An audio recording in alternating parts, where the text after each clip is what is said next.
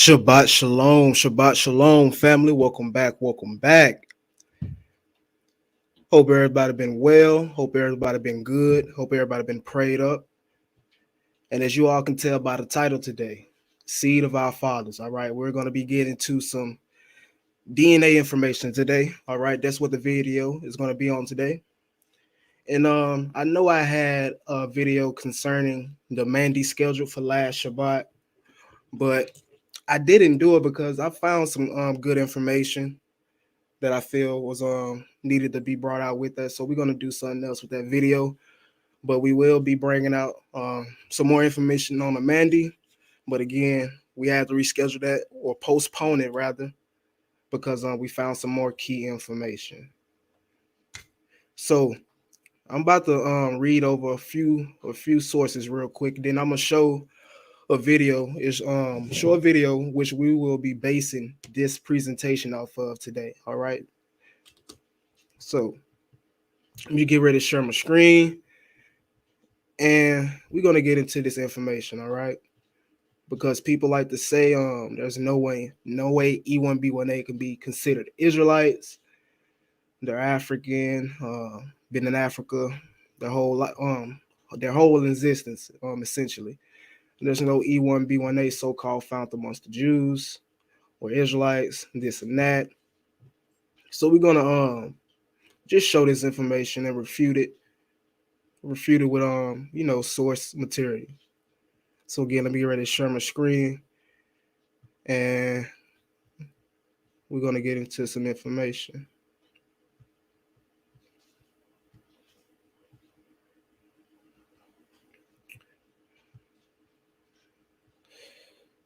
Okay. All right. So it's my first time using this application for slides, so bear with me, family.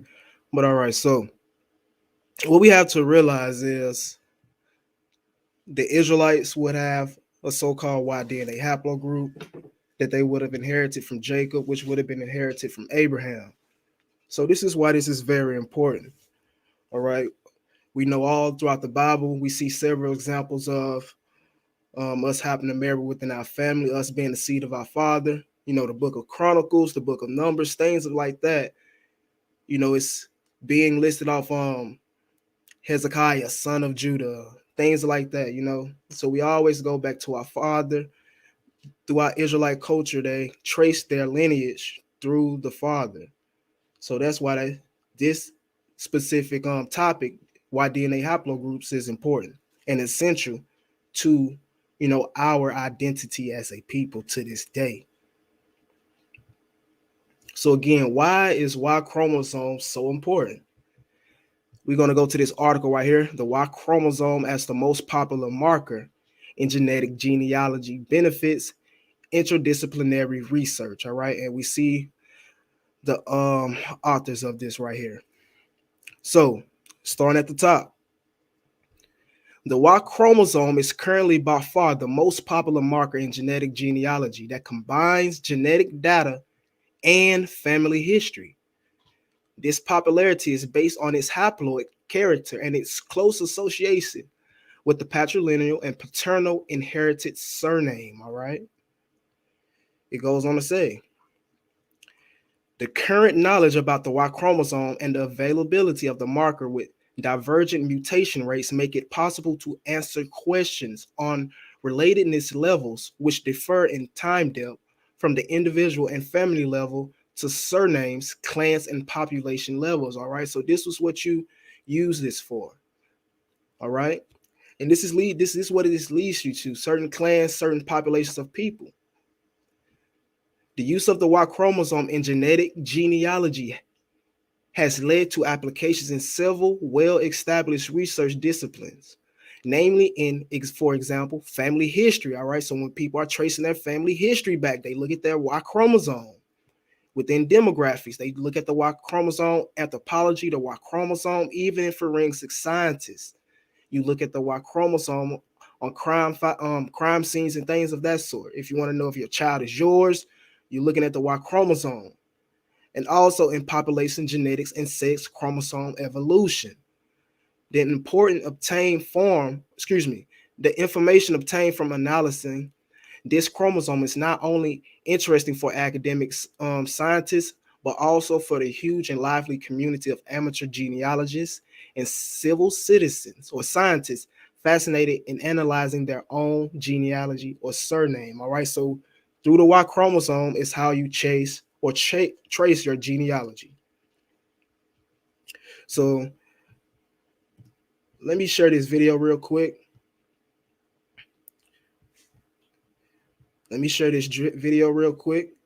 Okay, I'll drop the link in the chat for you, brother. But let me share this video real quick, because this is what we're going to be basing our information off of today. The claims made within this video.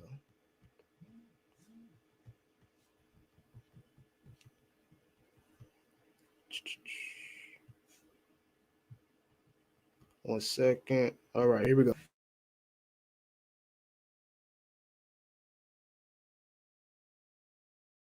Going to read the results of the DNA testing that was done in February and then make a few comments. I'm not going to give any individual results, but a letter from the president of the DNA lab that did the testing, DNA Family Tree Laboratories in Houston, Texas, the largest DNA company testing Jewish results, and the company that has the largest sampling of known DNA from Jewish communities.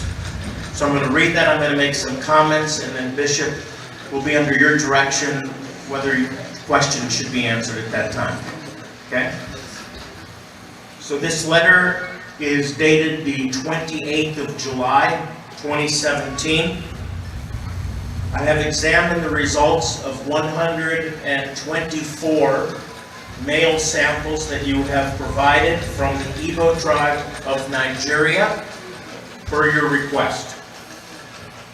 I have compared the results to the worldwide data repository of Jewish samples that we have amassed over the past 17 years. To be clear, our database also includes the data sets of both Dr. Michael Hammer, PhD from the University of Arizona's Anthropology Department, along with the sample collection of Dr. Doron Bahar, MD, PhD from Israel. These two scholars are the authors of all of the relevant scientific papers on the Jews published over the past 20 years. After a careful comparison, I was not able to find any connection to the samples that you have sent me to analyze. To be clear, Jewish populations from around the world are found in 9 discrete subsets of humanity. For short, these are in the following scientific groups: E1b, G, J1, J2, Q, R1a, R1b, Q, and T. Each of these subsets has a rather unique and specific geographical location that they are from. The entire sample set that you have provided are from a different branch, commonly known as E1a, an African branch of the tree, like the E1b mentioned above. However, the Jewish E1b group is from North Africa, Arab populations, while the E1a samples are from the Igbo tribe, are from E1a, which is restricted to the sub-Saharan African populations, whereas the Igbo tribe samples were entirely from the branch of African men who reside south of the Sahara. Bennett Greenspan, President, FamilyTreeDNA.com. Now let me make a few comments to explain this.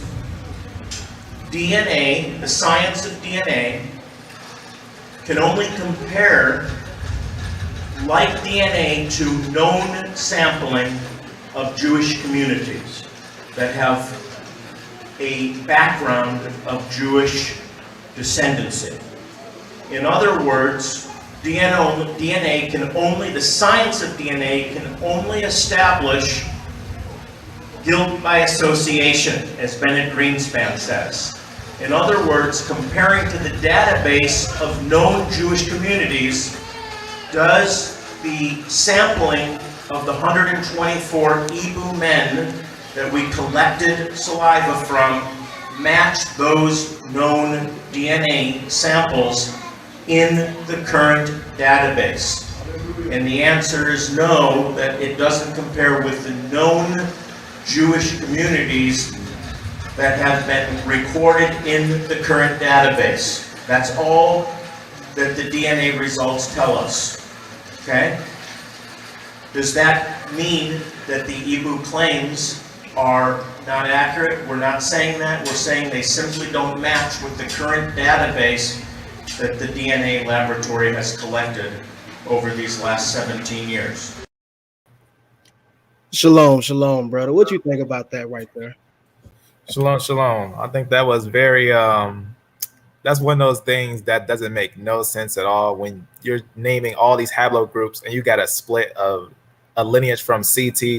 You got the lineages that come from F, like the J's and the T's and R's and stuff like that. And then you got a lineage from the other side of CT, which they claim is only E1b1b, which is really ridiculous just to even make that claim, seeing those are two major lines from different stems of life. So obviously we got to examine that video.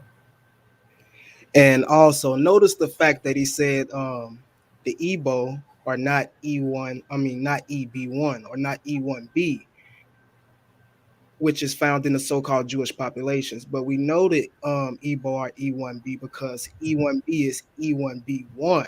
So they are a mutation of that. That's right. And in fact, I was doing some studying on the people in Iraq. I actually have something really interesting to show, because the people in Iraq, you actually can find M2 up there, which is E1b1a. You can actually find that in Iraq. And he said we restricted only to sub-Saharan Africa. Yeah, that's what they say. But yes, you can share that if you want. But let me continue. Yeah, go ahead. To get into this video. The Zulus are E1b1a predominantly, my brother Isaiah. The Zulus are E1b1a predominantly, and I actually have a video coming up on them. They have a lot of Israelite history as well. But let's get back to this. Share my screen back.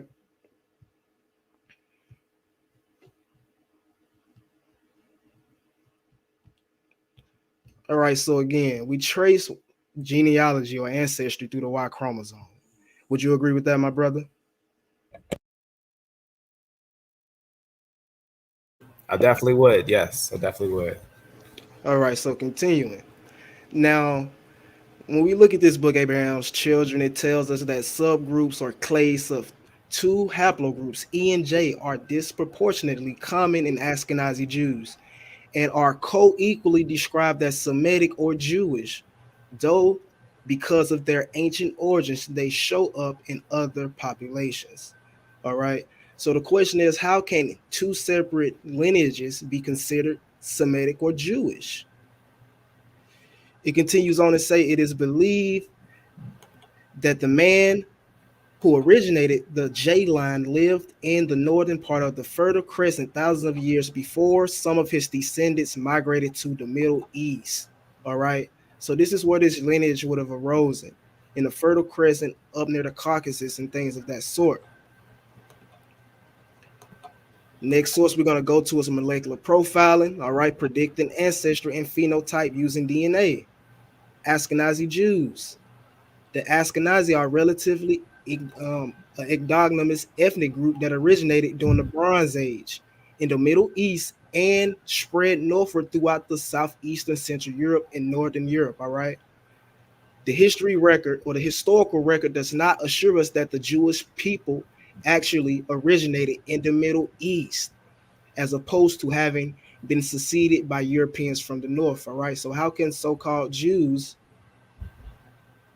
have European ancestry if they descend from Abraham, who's a Semite? Exactly. Continue. Indeed, the structure results from the Barch or this study in 2007. It showed that whether using relatively simple or more complex population models, show their Jewish population cluster with Armenians and Greeks.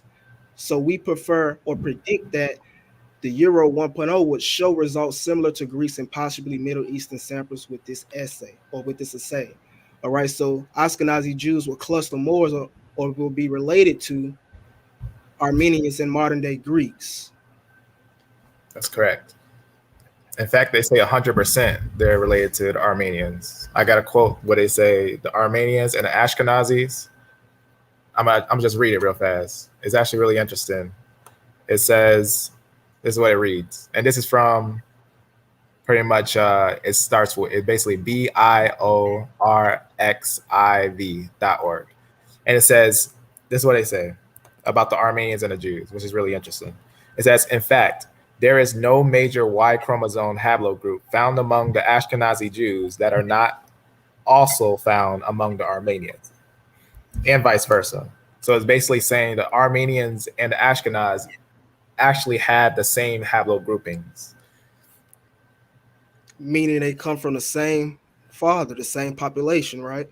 That's right. And what's interesting is that when they relate them to the people in the Levant, it's always important to note where they say their origin is. And I'll show you that a little later with Iraq and versus Iran, because it's important to note the difference between Iraq, which is where Mesopotamia is, and Iran, which is the Zagros mountains, and anything above that is like where you go up to the Caucasus and stuff like that. It's actually a major difference. Like that mountain makes a major separation of people.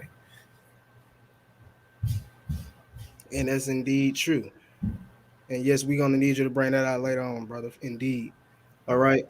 So like we were saying, when we was looking at the video, the rabbi, he said or stated that, we've always been situated in Africa and this and that. So what we're gonna do, or rather what we're gonna look at before we even show how E is a Jewish or so-called Israelite line or lineage, specifically E1b1a, we gotta start off from the roots. All right. So we're going to look at this article, Saudi Arabia, Y chromosome diversity and its relationship with nearby regions. All right.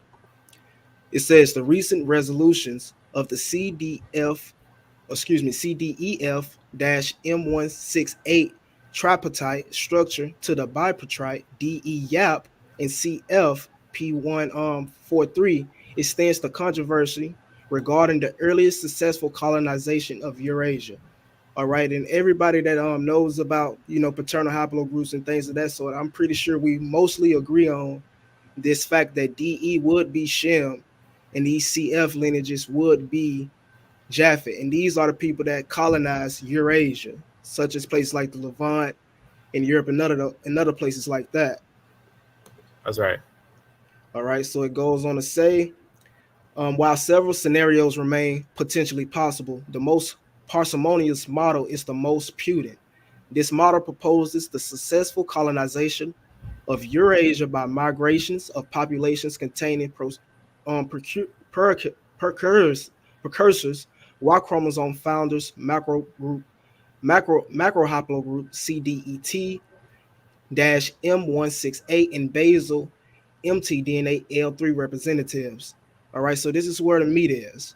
Regions nearby but external to Northeast Africa, like the Levant or the Southern Arabia Peninsula, could have served as an incubator for the early diversification of non-African, unpaternal, or unipaternal haplogroup varieties like Y chromosome DE. All right, so like this just said, DE is considered non-African. Why is that important? Because so-called E split off from DE. So that will make D a descendant of this lineage. All right. It continues on. It says These would have spread globally and diversified over time and space. This model would imply that both CF-P143 and DE-YAP evolved nearby but outside of Africa. One DE-YAP ancestor would have spread to Asia and evolved into haplogroup D, while another returned to Northeast Africa and evolved to E. All right, and this is where you get the Semitic speakers from, and it's the majority of the Semitic people from this E lineage. It's like the patriarchs of the Bible, your let's see, Israelites, Yep. Edomites, things of that sort. Yep. Elam. Israelites, Elam, Akkad. So continuing on. Y chromosome diversity characterized the Gulf of Oman. All right, we can see our DNA within Arabia, Oman, and things like that. It says the presence of the E1a M2 lineage in Oman is 7.4%. Within Yemen is 3.2%. In the United Arab Empire or Emirate is 5.5%, and in Qatar is 2.8%. This could lead to the oversimplified conclusion that these chromosomes are also a contribution from the East Asian slave trade, all right? And like they said, this can lead to the oversimplification to that conclusion. However, we know that during the East African slave trade, they were castrating a lot of the men, and it was majority women doing this slave trade. So this really wouldn't be a contribution to the Arab slave trade. It even goes on to say, yet an ancient arrival from East Africa is responsible for the Y chromosome haplotype. All right. And even with dealing with that, that can be dealing with the out of Africa theory, opposed to us saying that we was already in the Near East or the Middle East. And here is some E1b1a samples within these locations within Arabia, E1b1a, and also E1b1a7. What you want to say, brother? I was gonna say this is interesting because I was looking at the same paper. I got a paper that's something like that. Because this stuff that's over there by Iraq, Iran. That's what I'm looking at too. Yes, we have to, because a lot of people like to say, you know, you can only find our DNA within sub-Saharan Africa, this and that. That's just because we migrated there, and the bulk of us are today. That's right. In fact, this paper that I have, it literally says by tracing the modern people there, because where they're actually tracing the genetics from is from the people who they call Marsh Arabs from Iraq, which is Mesopotamia. The Marsh Arabs in Iraq, these ones would be individuals that basically are stationary. Like they always stayed in their spot. They pretty much left alone throughout a lot of the sieges and stuff like that. And they just in this little spot for a long time. So by tracing them, they can actually find that certain migrations of people came from different areas, which they actually found M2 there. So that's good as you pointed out these things.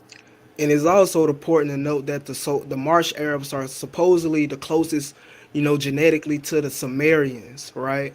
That's right, to the ones in Ur. Right. And when we look at their haplogroups, they have E, right? They have E, and they have a hodgepodge of, J and those other ones. So which founding lineage would it be? Would it be E? Would it be J? You see what I'm saying? Within those Marsh Arabs who are supposedly descendants of those Sumerians. That's right. So that's good there too. Nice.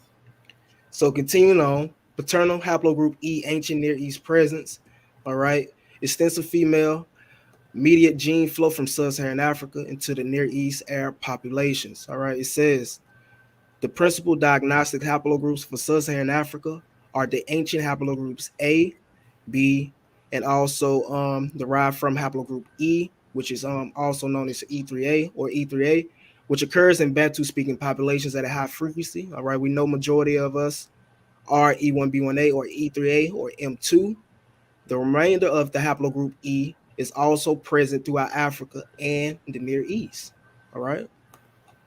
It says, by contrast, throughout the Near East, haplogroup A is virtually absent from, it says, by contrast, throughout the Near East, haplogroup A is virtually absent, for example, in Bedouin, Palestinians, and Syrians, as well as in Turks, Kurds, Armenians, Azeris, Georgians, and several Jewish groups. Haplogroup E is present in both Arab and Jewish populations. And even if you look into some of these Arab genealogies or genetics as well, they have M2 as well. Some of these Arabs have E1b1a as well. And that's very interesting indeed, too. That's It right. says throughout the Near East, as well as high frequencies throughout most of Africa. However, its distribution in the Near East suggests an ancient presence in the region, all right? However, its distribution in the Near East suggests an ancient presence in the region rather than indicating a recent gene flow. It is not only it is not present, excuse me, it is present not only in the Near East Arab populations, but it is also in several groups of Jews, 12 to 13, 12% to 23, also in Turks, 10%, and declining to 5% as we move towards the Caucasus and Europe.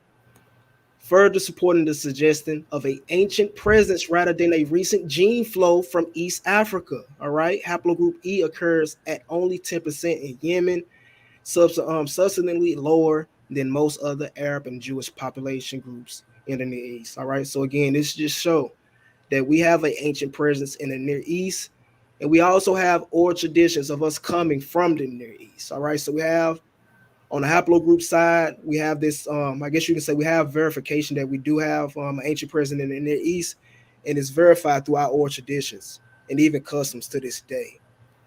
Mm-hmm.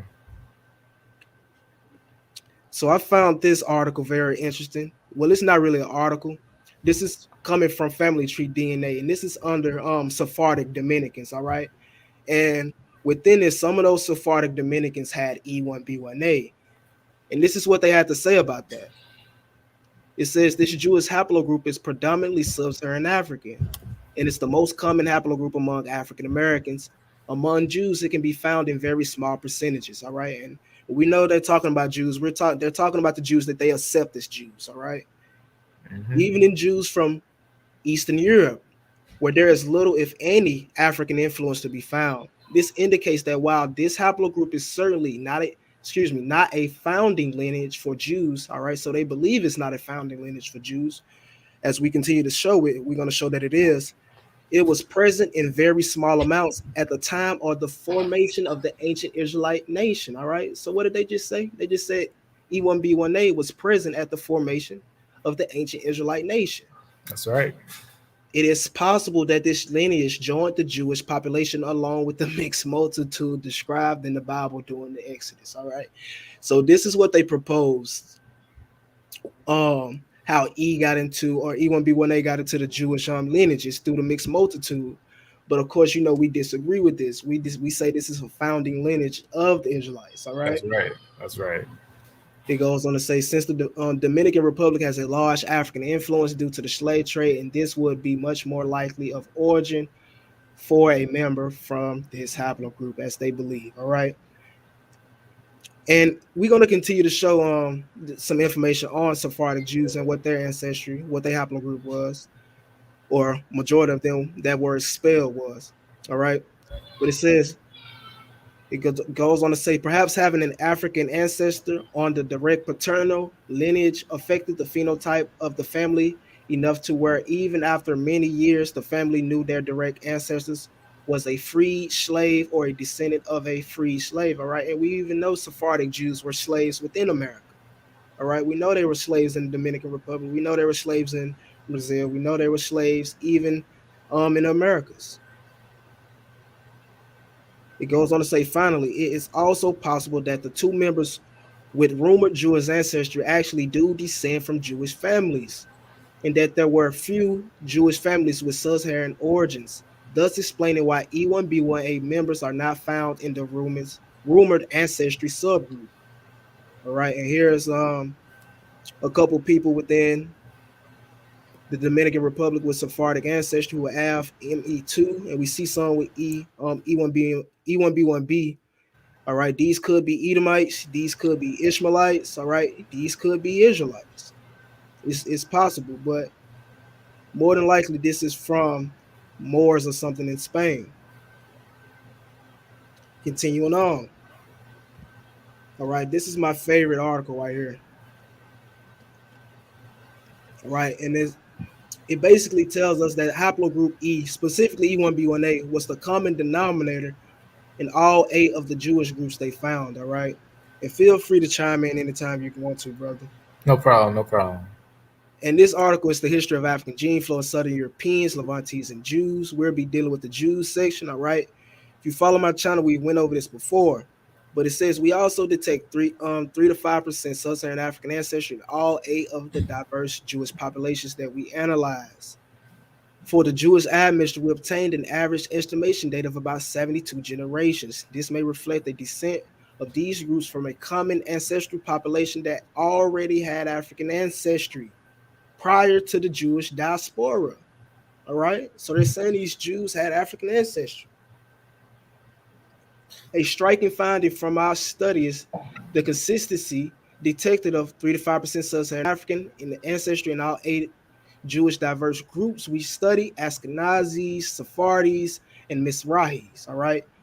It goes on to say, we estimate that the average date of the mixture of 72 generations, assuming 29 years per generation, is older than the Southern Europeans and other Levantines. The point estimates over all 8 populations are between 1,600 and 3,400 years. All right. And why this is important, because this goes back to the founding of the Israelite population. Am I correct, brother? Yeah, that lineage right there, that would go all the way back to like Abraham, all the way back to then. And that's also important to know. That's talking about in the Levant at that time. Indeed. So if that's talking about in the Levant at that time, like from that time frame, technically that would be a little early. That would be a little early for the Israelites. The Israelites came in about, I'd say, giving it a rough estimate, like 14, 15 BC to, but that right there, if we take today, 2,000 years, going back 3,000 years, that would get us about that. That's technically what gets us that. I'm just doing it on a calculator just to make sure I'm looking at that right. Because at first when I saw it, I thought it said BC. So I'm glad that you paused right there and it got me to look at it a little more careful. And that's going to definitely be, because we take our time and just take away. Also remember they're using it's assuming 29 years per generation. So once we get to this chart, we're gonna see something very interesting as well. All right. Yep. So that's definitely the Israelite time. Yeah. Exactly. It goes all the way back to the foundation. That's right. And that would be haplogroup E, E1b1a, which we will show. But it says a parsimonious explanation for these observations is that they reflect a history in which many of the Jewish groups descend from a common ancestral population, which was itself admixed with Africans prior to the beginnings of the Jewish diaspora that occurred in the 8th and 6th centuries BCE. Now, even that is important because before the 8th and 6th century BCE, we don't see E1b1a in sub-Saharan Africa. That's right. It's really interesting because they always love to use the word Jewish haplogroup and then the African haplogroup. So. Exactly. So Israelites had Yoruba, or rather E1b1a. So for most analysis, we use haplomap Yoruba Nigerians to represent the sub-Saharan Africans that these Israelites had ancestry with. All right. And even when we look at this map, to get an understanding of it real quick, everybody that's viewing ancestry proportion, we see African Americans, 80% of us or 79% of us will be E1b1a. All right. We even see E1b1a Palestinians and Bedouins. But once we go down here to the Jews, the modern Jews that they accept as Jews today, we see it 2% in Ashkenazis, 4% Syrians, 2% Iranians, 4% Iraqis, 444 Sephardic and Italians.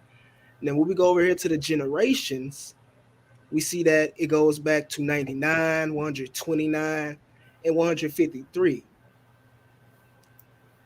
Now, what that is saying is, now, if you do like 153 times, 153 generations back, that will be back to about the time of the founding of the Israelites as well. Yeah, because it all depends on like what they say a generation. Is it 80 years? Right 40 here. years? Yep, go back. booming 29 29 years per years. generation. That's a great calculation, because that's gonna take us right to like the founding of them, pretty much. All right, and we see E1b1a in these Iraqi Jews that goes back to the founding of the Israelites. Now, what that could tell is Jews with E1b1a moved to Iraq, and people got converted, and these more haplogroups got into this Jewish community to where it's only E1b1a at this small percentage. Would you agree with that? Yeah, and speaking of Iraq, I got a note here Yeah, that bring it out. I'm gonna show my screen real fast, because I was looking at the Marsh Arabs, and this is clear evidence of that mixing that's going on there with the Marsh Arabs. So I'm gonna show something real fast, and I apologize if I gotta like show something before I show that, because sometimes just bringing out that might not make sense unless I show the extra thing. Like, for example, Iran, Iraq, and Iraq. I did a video on it on E1b1b, and I just want to show that first, and then I want to show what they found, and then in connection of what happened with the mixing and everything. All right, and I want to answer this brother question on the screen real quick. He says, how can we find the time of the origins of haplogroups with the Georgian calendar? They say that E1 originated 50,000 plus years ago. All right, it really doesn't matter when the haplogroup originated, because the Israelites would be a descendant of that haplogroup. There would be a mutation of E, right? So it don't really matter when that haplogroup came into existence. If they want to say it's 50,000 years ago, because we know. Go ahead. Yeah, because we know that times are also exaggerated. We know that when you see things over like 50,000, 80,000, stuff like that, it's actually, there's two models. There's a scaling of fossils, which is important to look at, and then there's a scaling of the so-called out of Africa idea. So basically, if they was to find a lineage before 60,000 years ago or 70,000 years ago, then wherever that lineage is found, like the root of it, that's where they are. Like, that's the stationary place. Like, for example, we have found one of the lineages of L3, and it'll try to say it was like 125,000 years ago, because they marked the out of Africa idea 70,000 years ago. So finding it, and we found it in Tel Halula, which is actually in Syria, and that shows that their quote unquote out of Africa concept, it would be a lineage that was actually found not in Africa at its start. Like, L3 is a female lineage that's not found in Africa. And what that is probably saying is, when you look at that lineage, you got to look at, are you looking at its fossil form, or are you looking at its out of Africa idea? So it's always good to look at its out of Africa. I mean, not its out of Africa idea, but its fossil form. Look at the fossil data instead of looking at the quote unquote out of Africa idea. And I can show an example of what I mean if you don't understand what I'm saying. Because with L3, like, for example, I'm going to pull up something real fast. With L3, it has information on the fossil, and it has information like on the out of Africa idea. Not this one, is just the location. And I'm just going to go down, I guess, just to show that real fast on L3. Right down here. So I'll open this, and then I'll show you what I mean. So here's an idea of L3 with its design. You can see 70,000 years ago. Now here you see 70,000 years ago. You'll see even 125,000 years ago. But there's also some papers that you can find, like the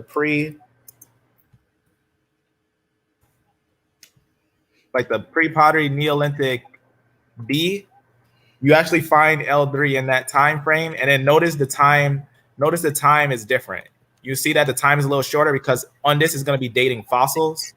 And if you go down and you look at things like L3, because this L3 is that same L3. This L3 is that same L3 that they found.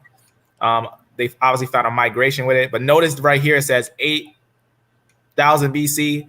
Yeah. It's very important. That's what it means. It's just you got your dating of the out of Africa concept, and then your dating of the actual fossil. But also be careful on the dating of the fossil, because me myself, I found that their dating of the fossil, sometimes when they look at those quote unquote African lineages, you'll start to see that they'll still try to spread it further out. Like, if you know what I mean, like if you know the biblical narrative, you know these years don't make no sense. You already know that. But if you're working with the world's narrative, just note that that out of Africa idea, right? It's very important to understand that there's certain lineages they know if they're found outside of that concept, if they're not found in Africa, out like 60,000 years ago, anything found in its place is going to be like a fossil of it. And that's like its homeland. That's going to be its homeland. Right, right. And the brother say, yeah, he understands now, and that's a good explanation. Amen. That. He says his haplogroup is E1a, and I can only track it from the Mesolithic era. It's old and rare. All right. And there's also something called backtracking where, you can end up with an older haplogroup.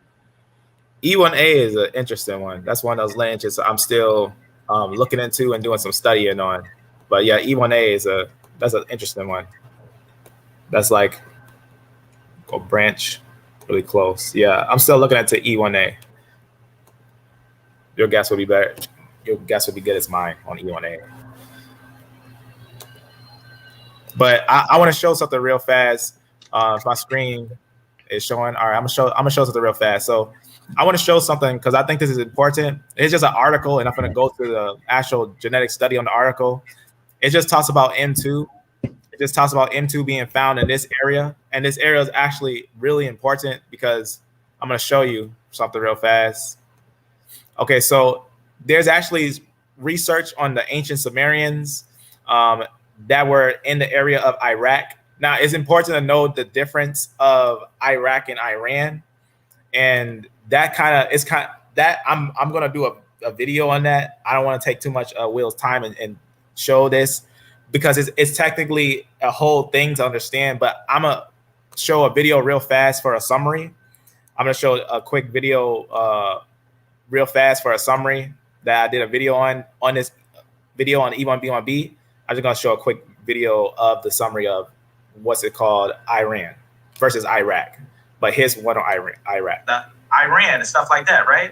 I'm going to show you something now. Now let's actually see who are the people. Before we look at the Turkification and everything, let's actually find out exactly who are the people in Iran. So now let's see who those people are who are in Iran now. And you're going to find out that they are the Persians. You're going to find out they're the Persians. Iran is home to one of the world's oldest continuous. I'm gonna skip a little ahead on it. Pretty much, if you notice, it end up changing. It's one of those places that end up changing. But I'm gonna go to something because I think it would take too long to show that. I'm just gonna summarize it like this. There's a split. This is very important. That there's a change between Iraq and Iran, and it's called the Zagros Mountains. You probably heard of it, the Zagros Mountains and things like that. And the Zagros Mountains separates the two peoples. And if you notice over here, there's actually an important piece. I'm going to go to something on this note. I'm going to go to something here because I want you to understand the difference between the Zagros Mountains and what is in Iraq. So Iraq versus Iran, there's a major difference in the placement of these things. But where we find the lineage of the people, I'm going to show you real fast this. I'm going to show you the lineages. Now, Will was just showing this in the area of, this is going to be, if I'm correct, I believe Iran or Iraq. In fact, right here, you can see this is going to be an area that is going to be basically, I'm going to think it's Iran. But I'm going to see if that's on here. Yeah, Iran. So this is going to be the people. Now, notice that they have E1 or EM2. That's actually E1b1a. M2 is always going to be, if you ever see M2, if you ever want to find deep information, look for M2. Sometimes you'll find other M2s, so be careful. But if you find E-M2, that's going to be your E1b1a. So you can actually find E1b1a in a lot of these upper areas. So that's just like an example. I'm going to show something else. So this one is actually really interesting because I was just talking about this, how they was following the ones to try to find the footprints of the Sumerians. And they also try to find, people in and stuff like that. Obviously, this is going to be the Marsh Arabs of Iraq. I'm going to do a little video later on it. I'm not going to go over it now to go a little too deep in it. But I'm going to show you something real fast, what's found there. I'm going to open this up, and I'm going to show the genetics that are found in that area. And what's interesting about it is that, like I was saying, they're like a people that stayed in that area, and that's why they examined them, because there are people that stay in that area and not a lot of people moved them around. Like they were people that was stationary. Not a lot of people messed with them. They just stayed in that area. But if you notice right here, you can see that they had the ancestral state, which is DE, which is, you can see it whenever you see Yap. A lot of times when you see a marker, Yap, that's going to be that lineage.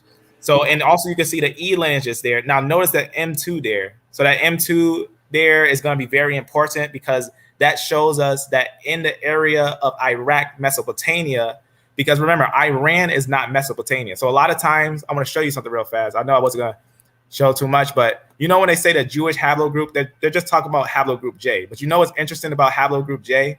They tell you that that lineage actually comes not from Iraq, but from the Zagros mountain, which is past and all the way up to Iran. So Iran is over here. If you see when they say they come from Iran, a lot of times the information when they say they come from Iran is actually important to note. I'm gonna show you something real fast. It's important to note that's where the Sea peoples came from. That's very important. And in fact, if you ever see a full chart, I'm gonna show you a really rare chart real fast. I thought I'd open this note. I'm gonna open up a note real fast. I did a major study because a lot of people, they see this study that says JP58 was in the Levant, was it 9,500 years ago, something like that. Do you know that study, a lot of geneticists were complaining because a lot of their papers wasn't in that study? And I knew that because I actually knew where it started. I just want to show you a picture that pretty much summarizes what I'm saying here when I say that lineage came from the Zagros mountains above this area. So you can see they actually came from here. And that's when it got to the Levant. I'm going to show you what actually happened there. I'm going to show you a real picture with all the ancient genetics of J. And the reason why that's important is if you're considering them to be Jews, you probably should consider their root, their actual root founding, which is actually going to give us a full picture. I did a video on it, but here's an example of what I'm talking about real fast. So they're actually going to be up here. Now, this is going to be ancient genetics is what you're seeing here. And you're going to see their root lineages and stuff like that. Now, notice that you see some 3,000, 2,000. And what's important about that is that if they were Israel, we know that Abraham came from here, right? And he came over here and he went down over here, right? That would be the Shemitic lineage that's coming from Eber. You would have a concentrated area in this area. And then they would come over here and come over here.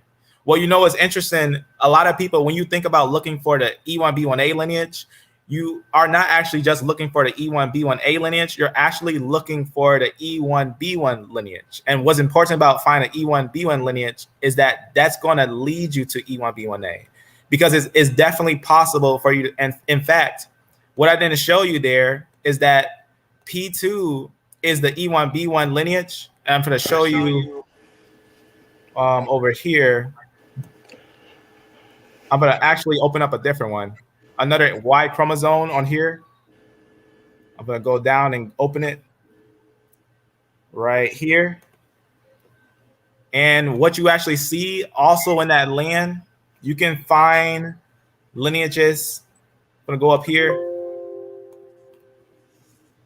right up here. And you can see that you can actually find your P2. So you can see your M2 here, and you can see your P2. So you'll find P2s in different areas as well, all over, which is really important when noting where they're from and where they go. You can find some in Lebanon, and this is still P2, and that's still important because that's going to be the lineage that makes your E1b1a, and Indeed. P2 we find in the ancient Levant, the Right. Tufian.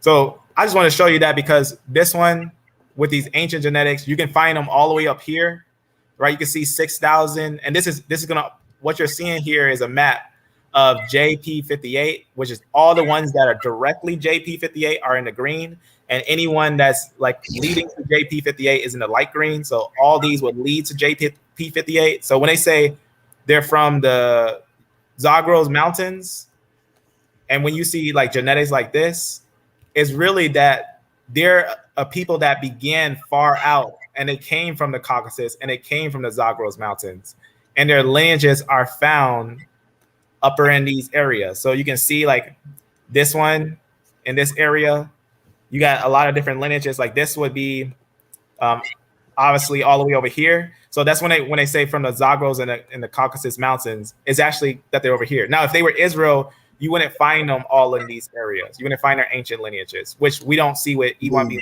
We see E1b1a coming from these areas and then going down into these areas. And why? Because all the captivities that they went into Egypt. So a lot of captivities they went through, they're going to be pushed downwards. They were never pushed upwards until later on. And then we see E1b1a also later on up there. But in ancient times, we shouldn't find Jews up there. That shouldn't be a time we find Jews or the ancient lineage that would be, because these are actually what's so-called be Aaron. We shouldn't be finding Aaron, for example, in India, 1,668 years ago. We shouldn't. Not at all. Not at all. So you can see right here, like things like this. And here, ancient ones, you can see 3000 BC in the Caucasus. So we shouldn't be finding that lineage over there in the Caucasus at that time, or, in certain areas. So it's really interesting to take note of different areas where they were moved to and different areas that would be considered too ancient for them to be in that area. Like this one, 1350 BC. So when you think about the J lineage, they actually came from far out, and that's directly P58 in ancient times, way over here by China and Mongolia. So you can find them in all the way over here in this area. So remember the darker green, these are going to be P58. So you can see these are going to be very far away. So that's actually their original homeland. Their homeland is actually far out from here. Right. So when you think of the J line, just think of Japhet. All right. That's who those people would descend from. Japhet and not Shem whatsoever. None of those lineages. That's right. That's right. So the reason why I wanted to show that is because, you find P50, you find P2, which is E1b1, and you find your DE lineage, which is a root. You find those roots, and then you find your obviously E1b1a, your M2. So up in those areas, when they're tracing these peoples, they know that this is going to be those people.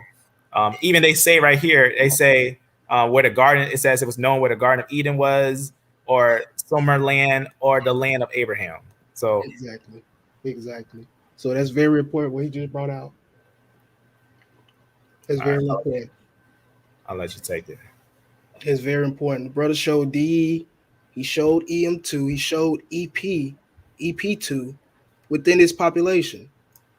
And it got the L lineages up there too. It got all the L. I didn't show that they got this is a study on the MT and that's why it's important, because technically you want to find the MT DNA as well, because the MT DNA shows the pattern of migration. Because usually, like if someone was to travel, they will usually travel and everyone would note their migration, but to find them that high up in the perfect location, that means that these are going to be the lineages over there. Like for example, here, right there, you can see your L lineages. You see your L1, your L2, your L3 there. You can see that these are going to be your so-called African lineages, but they're right in the area where Abraham's homeland was. So that's just one view on it. I also have another copy of that one right here. It's just another idea of it. I'm gonna just open it up real fast so you can see on here. And I'll do a note on Iran versus Iraq because it's actually important. to know a little bit of that. So you got your L3, so just showing you like different places. And what's interesting is that you can find these in like multiple different places, like Saudi Arabia, you know, different areas, Morocco, obviously, and different areas around, and obviously in some of the places like Yemen and obviously Arabia, things like that. So it's a really interesting one. It has a a connection to the Middle East, no doubt. Indeed. So that connects us. All right. So as we showed our ancient president in the East. The brother just brought out our presence in Iran, even to this day, right? And even like he showed EM2 in Iran, we see EM2 in these Iraqi Jews. We see E1b1a in Iranian Jews, Syrian Jews. We see it in all these populations. As we just showed, E1b1a is the common denominator for these E1b1a or for the Israelite population, right? So to furthermore continue on and showing Israelites, had this E1b1a, and they still do today, we're going to go on to genes telltale of Jewish ties to Africa, all right? And this is people, or rather geneticists that contributed to this article that we just went over, all right? The history of African gene flow in Southern Europeans and Levantines. And we're going to see what they had to say about this, the findings, all right? So one person said it demonstrated that there was a biological basis for Jewishness, all right, said Dr. Harry, all right? Among his findings, Oyster's paper indicates that Jews have African ancestry, all right? And we know they're claiming that E1b1a is African, but again, we showed that it indeed is not, all right? It was a founding lineage of the Israelite population. All right, so continuing.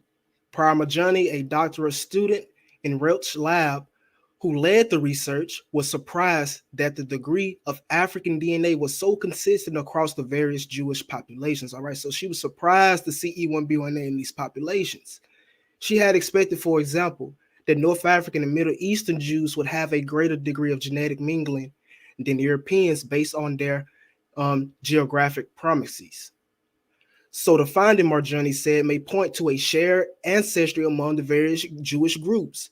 It definitely suggests that most Jewish populations have a common ancestral population, which was E1b1a.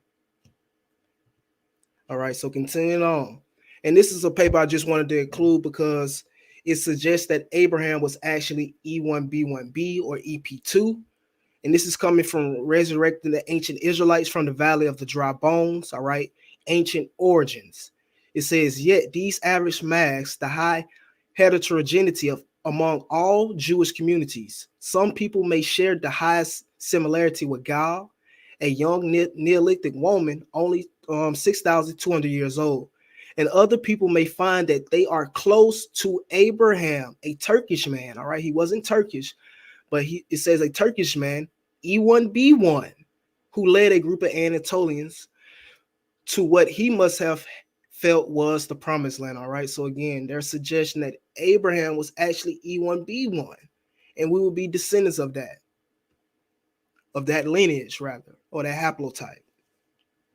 So again, Abraham would be E1b1 or EP2 within our model, or haplogroup E, rather. All right, so next we're going to go to Gnostic warrior. Look at this source right here. It's under the E1b1. It's a Samaritan Cranial gene from the tribe of Levi, who were ordained by God to be priests. All right. So it's interesting because it says that all Samaritan families were found in haplogroups J1 and J2, except the Kohen family, which was found in haplogroup E3b1a. This article predates the E3b1a. All right, this E1b1a. All right, like I said, this possibly could be of the sons of Shem. All right, we know the Moors were E1b1b. We know the Moabites were E1b1b. We know Ishmael was E1b1b. All right. But subclades based on the research of this geneticist or this paper, it says the Samaritan family or the Samaritan Kohen family were Levites until the previous Kohen family died out around the 1700s. So the fact that they do not share common model or the Kohen model haplotype is expected. It says these findings may offer more proof or more proof that E1b1 was one of the founding lineages of the Levites. All right. I wanted to comment on that. From E1b1, there's another lineage that goes down from V38, which is not usually mentioned. You see, it's right on that screen. It's that E1b1A2. Now, that's not a split from M2. That's actually a twin brother of M2. So it's an interesting one to consider, because that one would technically be E1b1A or E1b1C, Right. E1b1C. So it's an interesting one. I just note this interesting one.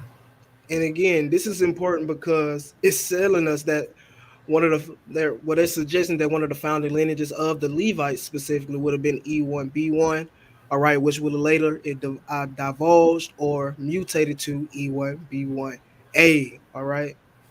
So that's very important. That's all right. DNA genealogy, all right. Source right here. I'm going to start at the very top. It says DNA genealogy identifies the haplotypes of present-day Jewish Ashkenazi men. They may have different haplogroups, all right? So how are they Jews? Among them, E, G, I, I1, I2, J1, J2, N, R1A, R1b, and T. The common ancestors of the Jews in the Middle East had roots long before their identification with their Jewish religion, during the time of nomads and groups of Europeans from who the Jews are in large part descended. All right. So these Europeans who these Jews will be descended from is G, I, all right, J, N, R, and T, right? The whole alphabet opposed to E.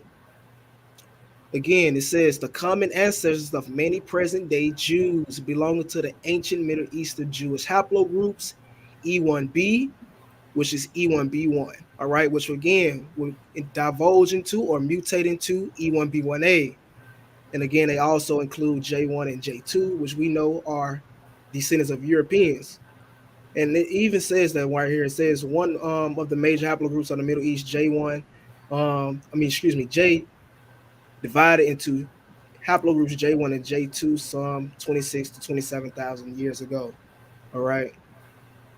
But again, this is important because it's letting us know that the Jewish haplogroups would have been E1b1, which would have later mutated into E1b1A, and again, possibly a clade of E1b1b, possibly.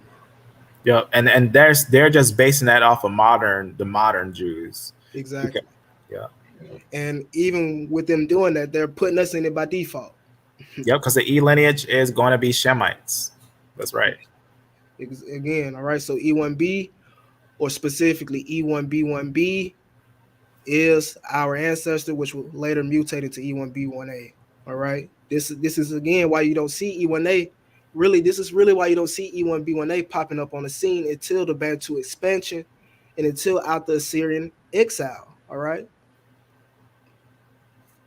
But again, another article from Resurrecting the Ancient Israelites from the Valley of the Dry Bones. It says the answer to the question, who is closer to the ancient Israelites, rests in the DNA extracted from the some 50 bones of ancient Israelites and Judeans, with many more to come. Are modern Jews mostly Middle Easterners or ancient Israelites, like Oyster claims? Hardly. This is the only match from prehistoric times to date, but it is responsible to expect many more to come as ancient DNA from the Eastern Europe and the Caucasus will be sequenced. Sequence, yeah. Yes, sequence. Thank you. No Interestingly, the Y chromosome haplotypes, all right, the haplotypes of the ancient Israelites are typically E1b1. All right. Again, this would mutate into E1b1A, which is commonly found today in Africa and in lower frequencies in the Middle East and Europe. Yeah, and just so no one feels like we're skipping over T, because some people get like that, they feel like that. Right, T is actually known that T is actually pulled down when E1b1b went up into the north and came down. So a lot of times with your E1b1b lineage, your T's will be basically accompanying with them. So you're going to have some of those lineages from the north, but it's important to note their place of origin. T originated in the north, and that's solid. That's important to note the place of origin, all right? And even if you want to place the place of origin of a haplogroup E into Africa, it would still be the founding lineage of the so-called Semitic speaking peoples and languages, all right? EP2 was responsible for spreading the Afro-Asiatic languages, all right? Also, we know without a doubt that Abraham left from Mesopotamia, and he went down even into Africa, and he stayed in Canaan. Same thing with Isaac. What happened? He went up to get his wife from the land of Syria, went back down into Africa, then went into Canaan. And the same thing with Jacob. What happened with him and his 12 sons? All of them went down into Africa and dwelled there. And you know what happened with the 12 tribes, Exodus into Africa. We should find the lineage of lineages in Africa. Didn't Moses go deeper into Africa with his wife that was a darker skinned descent?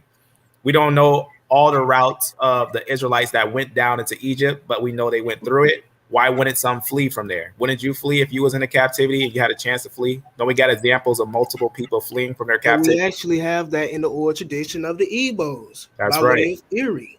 One of the first migrations of Israelites into Africa. All right. He was said to leave, and him and his brothers Verde and Areli. All right, because they was scared of the Egyptians. They left after the census. They were scared they were going to get caught by the Egyptians again. All right, so they didn't go into Canaan.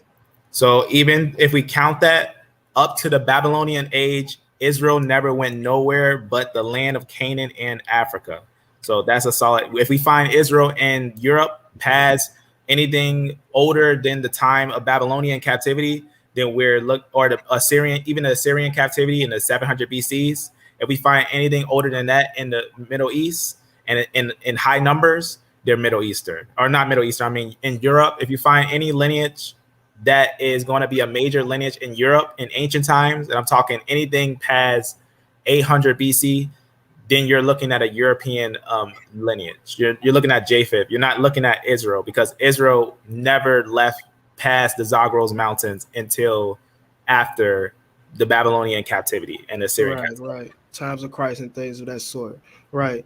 So, like we just showed, like literally 3 papers back to back saying that these Israelites would have had haplotypes of E1b1b. I mean E1b1, which means E1b1a would have been a part of those Israelites. All right. So again, our oral traditions of our people in Africa, they hold weight and they're true. DNA shows Japanese and Jewish peoples are relatives. I've read this before, but I haven't read over this specific part right here. It says, after the losing Jerusalem in 7 CE, the Jews were scattered to the world. Before that, the definition of a Jew was father is a Jew. But after that, the definition became mother is a Jew. This was because of the Jews were persecuted and many Jewish women were raped. All right. There were many cases of unknown true fathers. So it changed the definition. Mother is a Jew. There was such a sad story. The genes of the Y chromosome of the male line thus became thin. All right. So the Y chromosome of the male line became thin, meaning haplogroup E became thin. And the Jewish Y chromosome DNA got several haplogroups. All right. So this is why we see J, R, this and that amongst so-called Jews today. And even amongst the Limba, which we're going to show.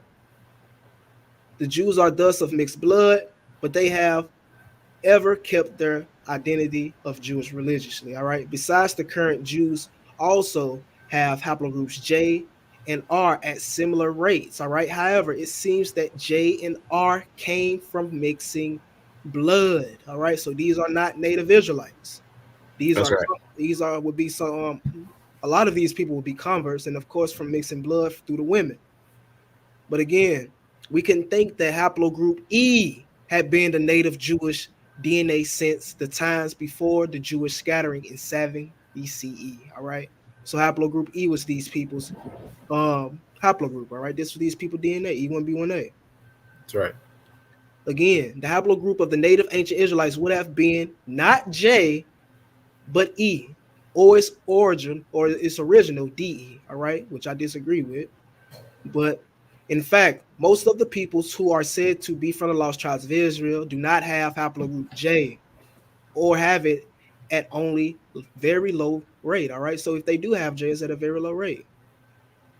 The Igbo Jews of Nigeria have haplogroup E or E1b1a at 90%. All right. Shout out to the Igbos. Haplogroup E is thus found amongst those who are said to be from the lost tribes of Israel. All right. So again, what's very important to note from this is this author states that haplogroup E would have been in the founding lineage of the Israelites, and also due to the diaspora and conversions, haplogroup J and R and things like that would have came in through conversions and mixed blood. Now that is important because when we look at the Limba DNA, we can see, this same scenario, pointed out. They have haplogroup E1b1a at a high frequency. They have a little bit of E1b1b, and they also have, J, K, and L, and R. All right. So this is doing nothing but showing that they were indeed, probably in those regions or within Babylon. People probably got mixed up into the community and actually migrated with the Limba back into Africa, back into Southern Africa. Yep. So this is why we see, lineages like J and K and L and R within the Limba, because this is probably, again, from conversion. And, we did have law where we could convert people and they could come into the community. And this is very true, especially if the Limba are Levites, because they would have converted people. All right. The Limba would have converted people. So again, the Limba do have E1b1a at high frequencies, but again, they do have these other lineages. Again, this is just from conversion or other people migrating with them and joining the Israelite community that they established. Yep.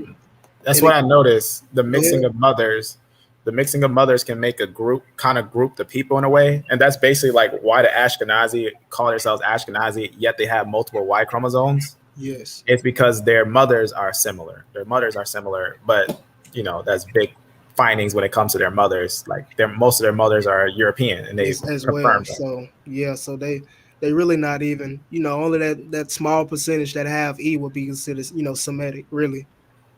And same with the Limba. And even I spoke with the Limba Kohen, and he does agree that the other Bantu tribes are Israelites, and he does consider the other Bantu tribes of the 12 tribes of Israel. And haplogroup E is very high in those groups. So, yeah. Continuing, E1b1a in Muslim Spain, 950 AD. All right, E1b1a in Muslim Spain, 950 AD. Again, we know this would not be the Moors, because as we showed on the video, we are not the sons of Ham.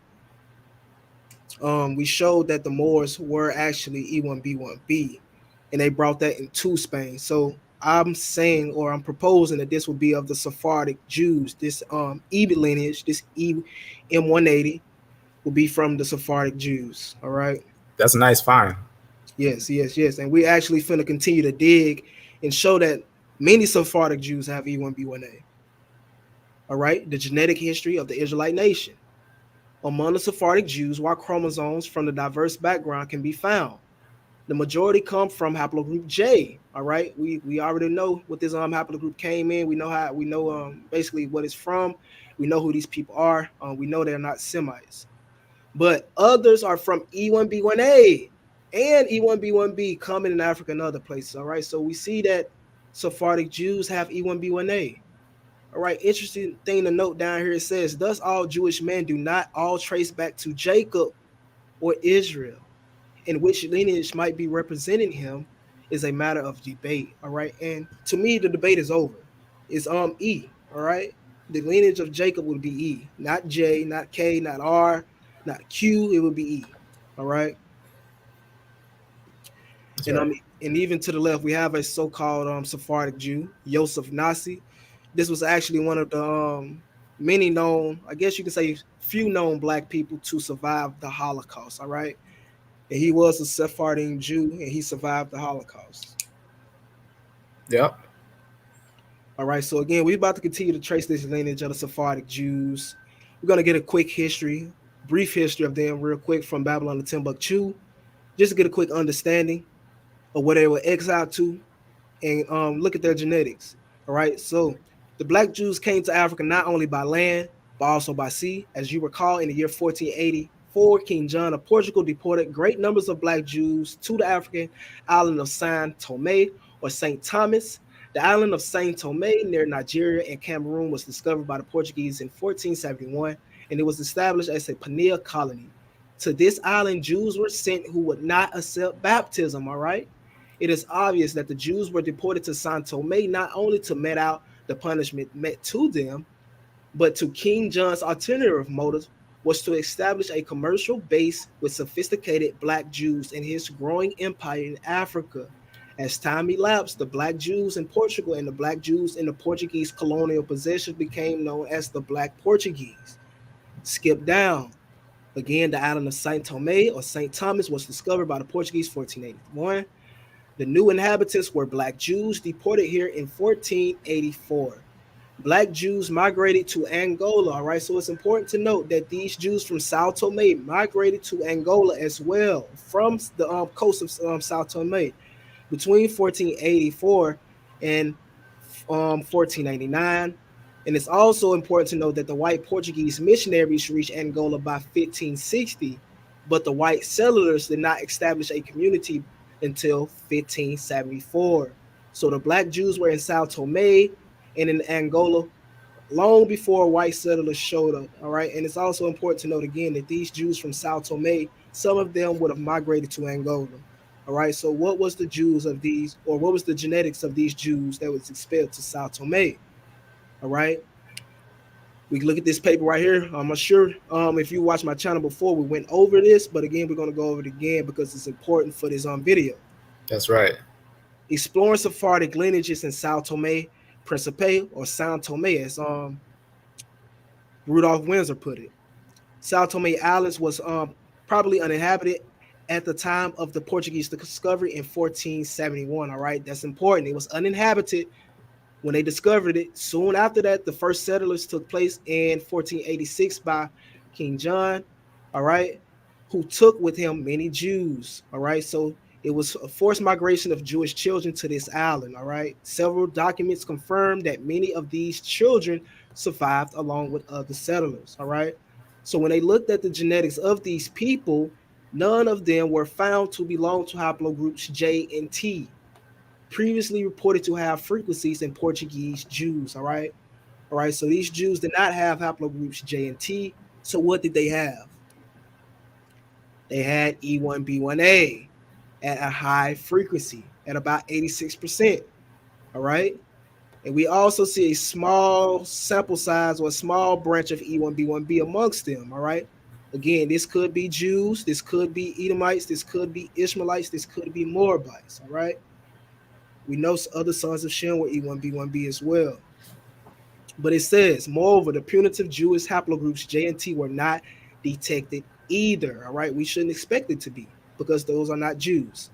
The proportions of African and European ancestry attained in analysis autosomally idols were of 86% and 14% respectively, all right? And even if we go over to Cape Verde and look at the Y haplogroup of those Jews expelled or that went to Cape Verde, we can see something similar. Y chromosome lineages in Cabo Verde Islands witnesses the diverse geographic origins of its first male settlers.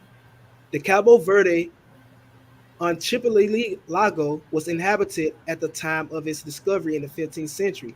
The first settlers were mostly European males recruited from the Portuguese nobles, all right, within evangelists, exiles, and convicts from the crown, all right? So this, who was coming here? Exiles and convicts from the crown of Portugal, all right? And we know those were Jews. It also says in 1497, following a royal edict, all non-converted Jews were expelled from Portugal and exiled to Madeira and Cabo Verde, all right? So let's look at the genetics found here. And of course, we see E3a or E1b1a. We see 10 out of the samples that they did, we see 10 and 22. And also we see small samples of E1b1a, E1b1b, 25 and 10, and also 2 and 4. And we also see E1, all right? Haplogroup E1 within this. That's very interesting as well. That's an old haplogroup. We see that in 4 and 6, all right? So again, E1b1a is always found amongst these Sephardic Jews. That one's really nice because what's that second row? That GU? You don't. That's Guinea. That's Guinea. That's the population they did in Guinea.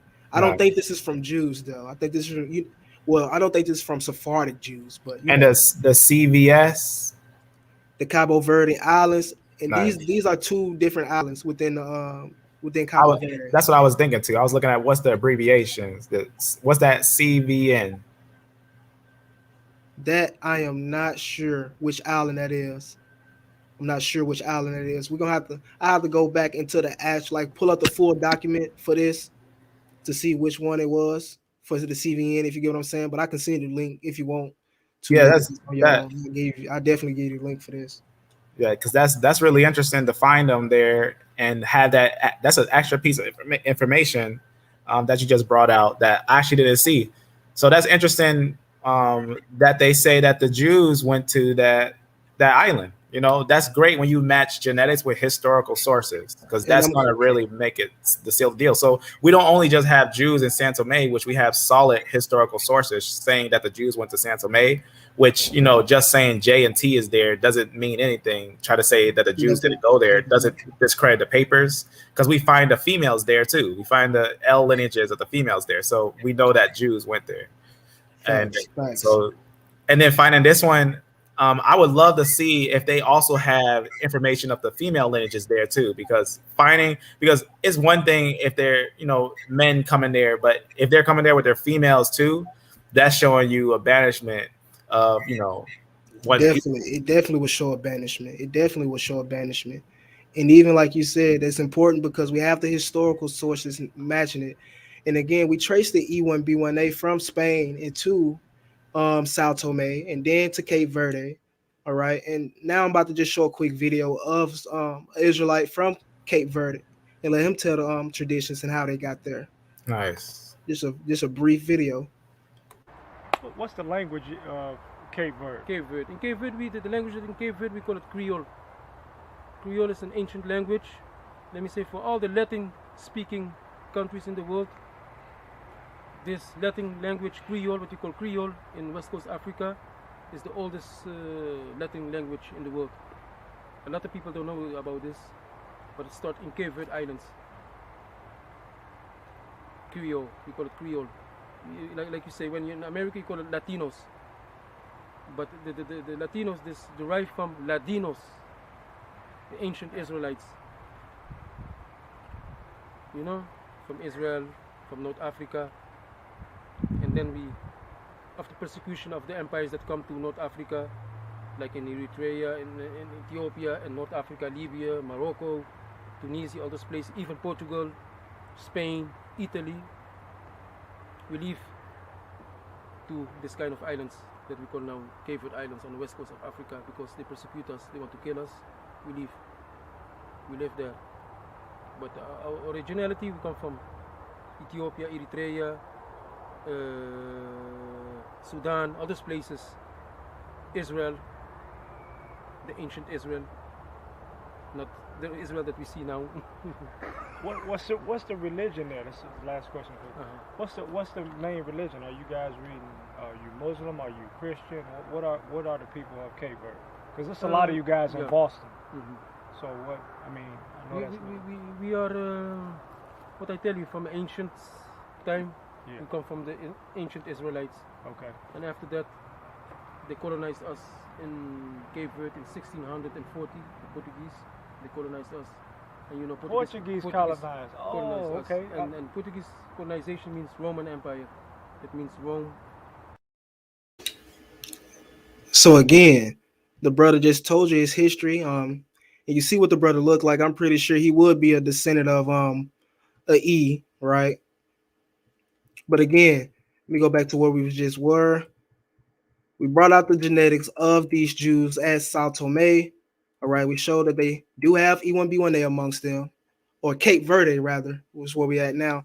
And we just showed an eyewitness or descendant of these Sephardic Jews in Cape Verde and how they got there, and even they still keep the traditions to this day. And even here, we have a few more Jews that still live in Cape Verde to this day.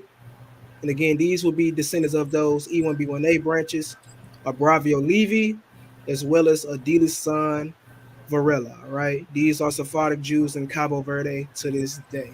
And yes, they are melanated. You know, what's interesting about that video, that language that person talked about. Yes. When you follow linguistics, that language, Criollo, comes from the Portuguese term Criollo or Criollo. Criollo. Yes. Criollo. Yes. Yeah, it means a person raised in one house. Person raised in one house, or to create, make, bring forth, produce, begat.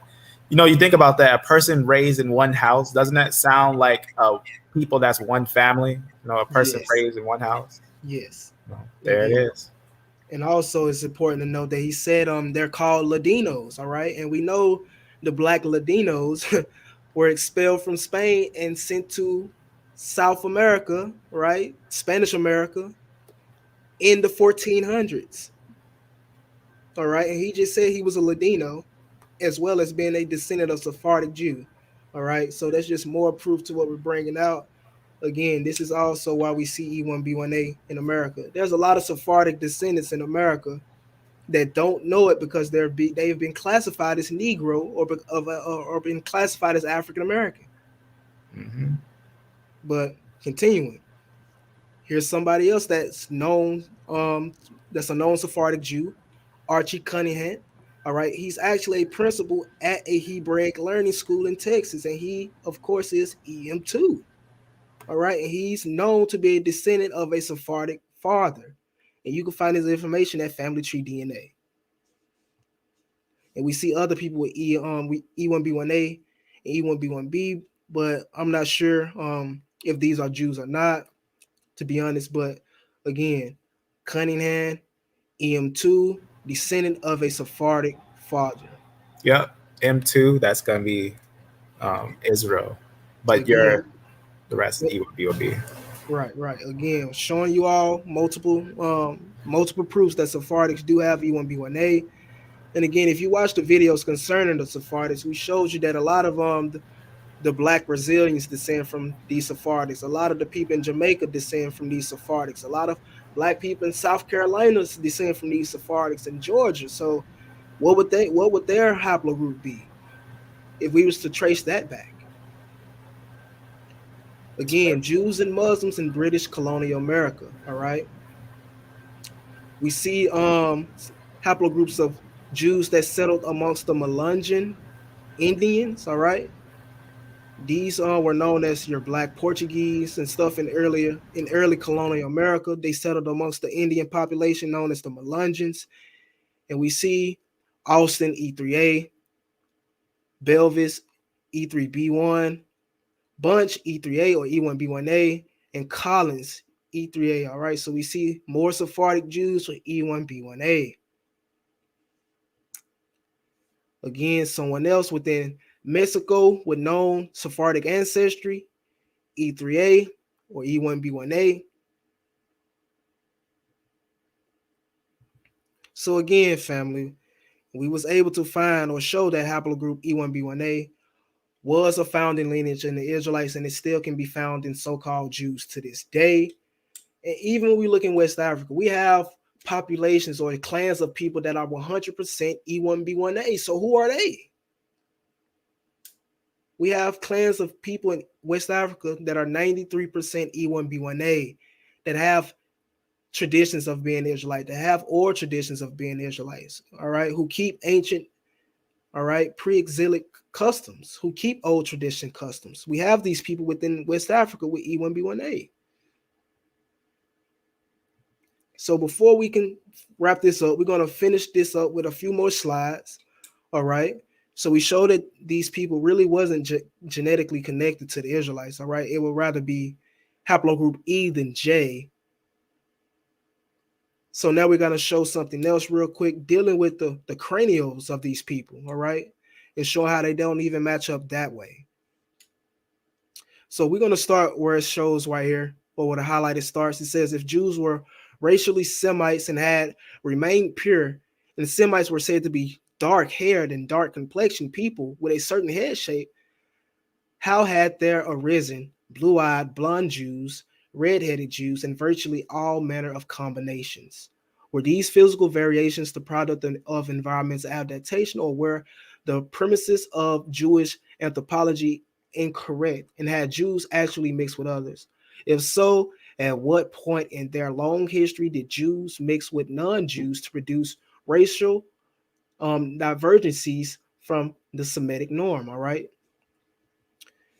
It goes on to say, of all the parts of the body that were subjected to anthropometric measurements, the skull was by far the most important. All right. So this is pretty important to these people within the science field. It says the primary reason for this was the contemporary anthropological theory postulated that the skull was the most stable racial characteristic, retaining its size and shape in previous to the influences of environmental change or social and sexual selection. Thus, change head form was thought to only occur with racial miscegenation. All right. So these people thought that the only way your cranial or your skull can change is if you was to mix with somebody else.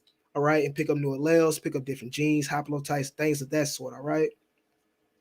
So it goes on to say, in a presentation he made the Royal Anthropological Institute of Great Britain in 1885, Jacobs addressed the crucial subject of the skull shape, reporting that based on 120,000 chronometric measurements of Jews, they were predominantly brachiocephalic, all right, round-headed, all right. It goes on to say Jacob's characteristic of Jewish skull shape was widely supported by other cranial matrices. Nevertheless, for the skulls, or for those like Jacobs who subscribe to a theory of Jewish racial superiority, the present day brachycephalism, excuse me, family, I do not know how to pronounce this word, of the Jews require explanation, all right? For if modern Jews were directly descended from ancient Hebrews and they were Semites, why then did modern Jews not display the same dolichocephalic, long-headed characteristics as other modern-day Semites, such as Arabs and Sephardic Jews? All right. So That's great. That's great right there. So they're saying the Semites would have actually had dolichocephalic heads or skulls, and this is important because African Americans, West Africans, Bantus, Semites, and the so-called Arabs, and even Sephardic Jews have this type of head. That's why this is important, because it links all the way back to us once again. Again, the distinguished German anthropologist Felix von maintained that the B, or the branch of cephalic seen in modern Jews was the result of large-scale intermarriage between ancient dolichocephalic Hebrews and brachycephalic Hittites. All right, so they said these Jews got their heads from Hittites. All right, who were sons of Japheth. So again, the thing that they're proposing in this paper is the ancient Hebrews would have dolichocephalic skulls, the same skull shape of us African Americans, West African Bantus today. Again, that's very important because that links us up with Hebrews or Semites. We linked up the Hebrews or Semites through DNA as well, and even through skulls.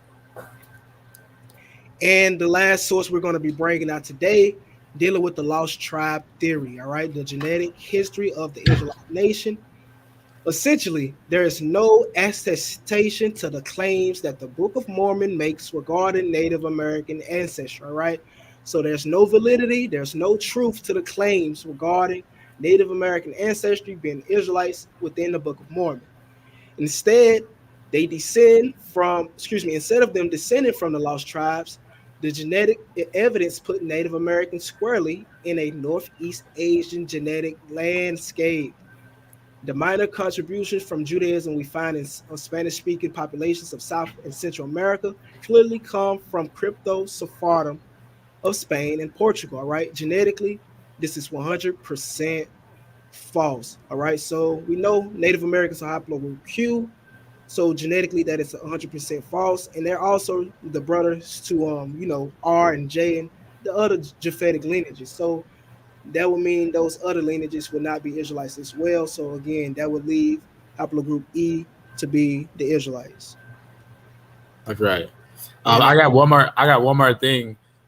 If you ever yes. wanted to find people who are obviously the Jews or the Israelites, the Shemites, if you want to find the Shemites, there's an interesting. Am I able to show my screen?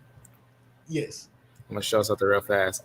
Look up Afro-Iranians. If you look up Afro-Iranians, you'll find an interesting people there.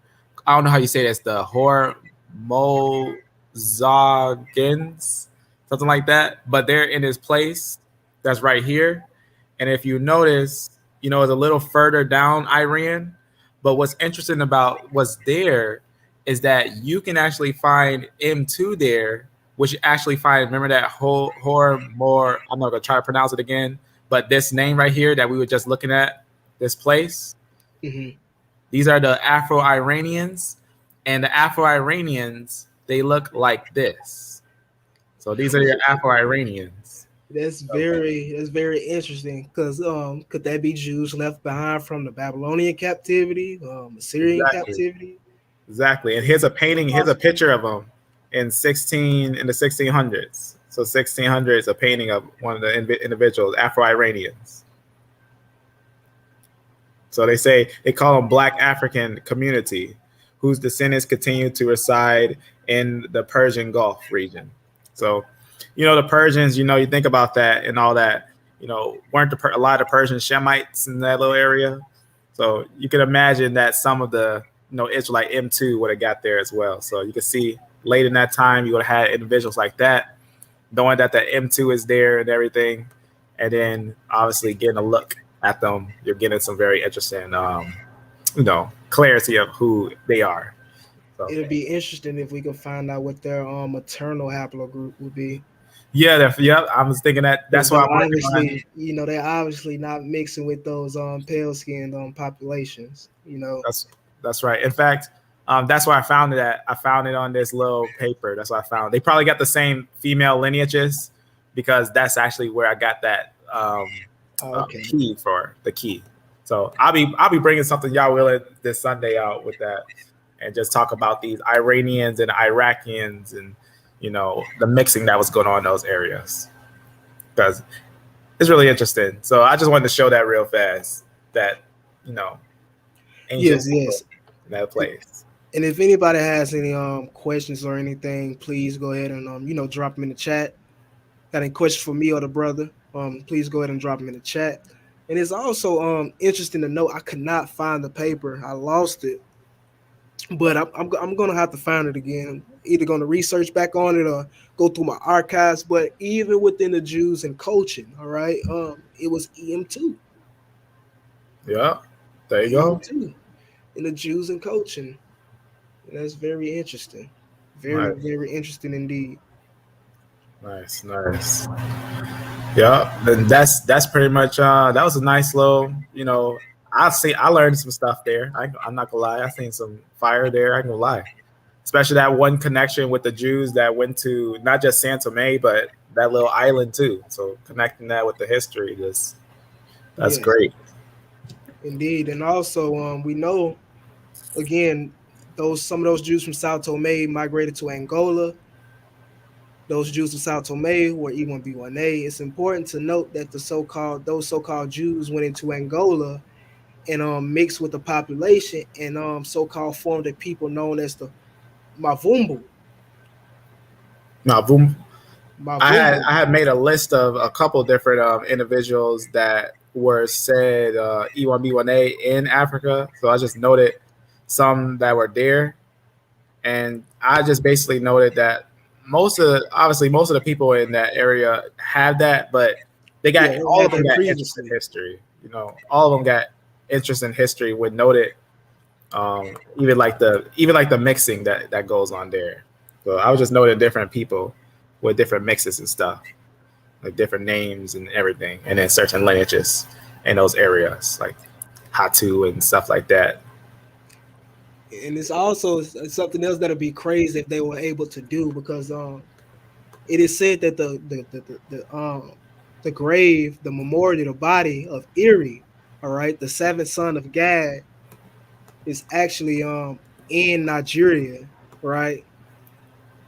So if they was able to, get the DNA from him, extract some DNA from his body, see what his haplogroup was, it'll be interesting to see if we can find something on that.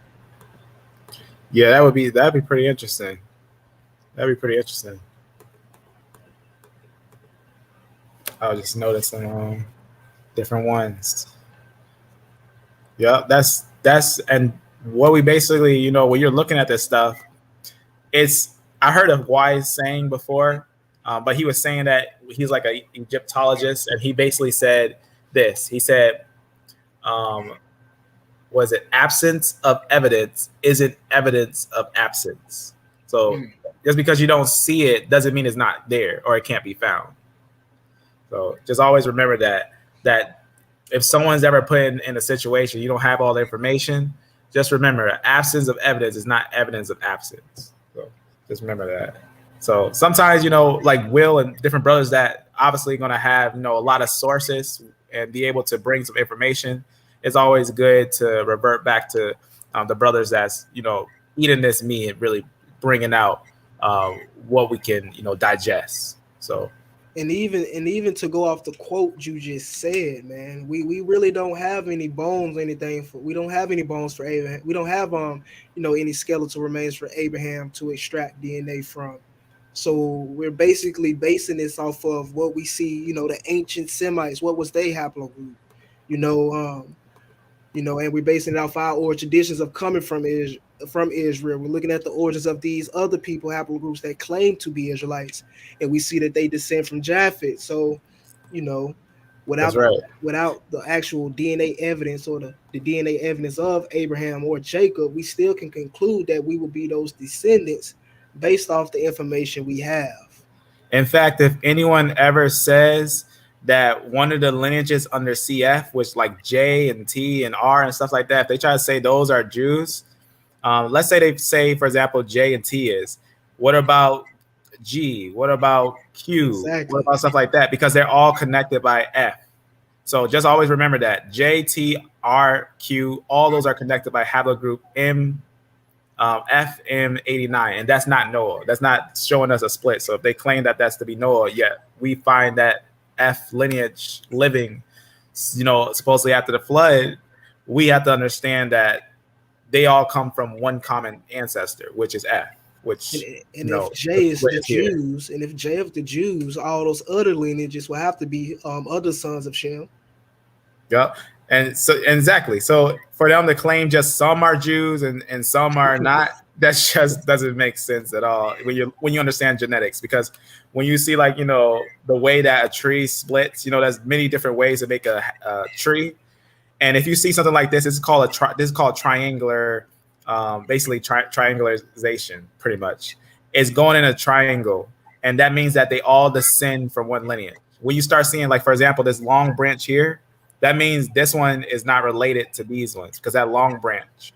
But because you see that triangularization right there, because technically you see how it corners like that, it doesn't even need a corner. It can literally make a straight shot down. You can make a straight line down and pretty much get that design. I made a video on pretty much the split of Ham, Shem, and Japheth just recently, and you'll understand if you see that video.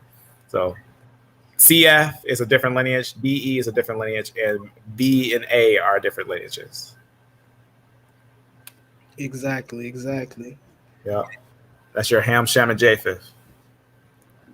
Let me see if I can find something. I found this very interesting. I don't know how true this is. I couldn't find any more information on it, but I want to get your opinion on it. Go ahead and switch the screen. See if I can find it real quick. Page 176. Hold on. This is very interesting. Let's see. And while you're finding that, just to show a little extra, you know how they say J is the lineage? Well, if you try to connect J to here, K is connected right there as well. So it's clear to see they're all connected just from IJK. So that's a living person. IJK it's not like just a random thing is really a person. That's actually a person. So ancient people that were all one. Right. So Right, like a population back, right? It was a population of people with that, haplogroup. yeah, so basically anything from F, they would be the same descendants, and they can't say no. They can't say no that they're not the same. Right. So this is what I found very interesting right here. I wanted to get your opinions on it. Again, Go ahead, it switch the screen. I don't know if it really doesn't make sense. When we say Abraham is E, but it's still very interesting. It's probably because all the findings they found in that land, and they're looking at all the E lineages there. Because technically, if the Jews are E1b1a, there's high chances to find Jews possibly E1b1, because E1b1 makes E1b1a technically. Exactly. But right here, let's see if you can see. Can you see where? Let's see. Yeah, I'm making a screen close. Yep. All right, so it says right here. I just lost it. Oh, okay, but right here it says Lindsay opines that Abraham was the son of Terah and Anu, and that the Anu people were Aboriginal peoples of the Upper Nile who were the first rulers of the Lower Egypt, blah blah blah. But we know the Anu people are actually haplogroup D, and they went into Asia. But it says again, Abraham was the son of Terah and Anu. So it's saying Terah was of the Anu tribe. What's the age of that book? This is probably fairly new, actually. Yeah. 2014. That's why I say it's interesting. Yeah, I think somebody might be, as good as you show that though. That's why I look to the old book sometimes. But yeah, indeed, that is interesting. But again, if anybody has any questions, go ahead and pose them. But I was trying to figure out, like, how could that even work? If we say, the Israelites came from, the E lineage, that would have to have, split it very recent. Yeah, and it was interesting, because because when we think about Abraham, Isaac, Jacob, and we know that the 12 tribes and all that, they all had their families with them. So that's a lot of people, but originating from Samaria or but they're not going to be majority in They're going to be majority in Canaan and in Africa, because they dwelled in the land of the Nile and stuff. So that's probably an example why they're saying that, because they probably relate them to some who they found, which that one's probably interesting as a key to try to find what did they find, because they might have actually found the Israelites. They might have found the place where they dwelled, and then just saying that these could probably be the Israelites. If it's E1b1a and it's an area where you get a lot of that E1b1a, you might want to look into it. That seems why are they saying that? What's the reason? Are they just saying that because they're reading on something, or are they saying that because of genetics? So it's an interesting quote. It's an interesting quote. Indeed. So again, family, the original sons of Shem would be of haplogroup E. They even just did a paper on that, talking about how present day Levantines are not the same as Arabs. Like Arabs and present day Palestinians or something like that have two different origins. Yeah. And they were saying the Arabians actually descend from the Tufians and Africans. That's a great statement. If they said that, that's a great statement. Let me see if I can pull it up right quick before we get off here, because that was indeed a good article. Yeah, because to hear that the Arabs pointed on the Tufians, because most people usually know that by looking at the spread of the Shemitic language, is definitely by the spread of the E lineage. Because if we follow the J to its root, just saying that it's in the Levant doesn't show his migration or place of origin. But looking at his ancient lineages, we know the J is not technically some Shemitic language. If it's Shemitic, it would be more like Akkadian, or in the sense of that, not necessarily of the original Shemites of the spreading, like the Egyptian language and things like that. More of a spread of the Indo-European languages. Indeed. Being far out. Right. So here go the paper right here. Let's see if I can bring this out real quick.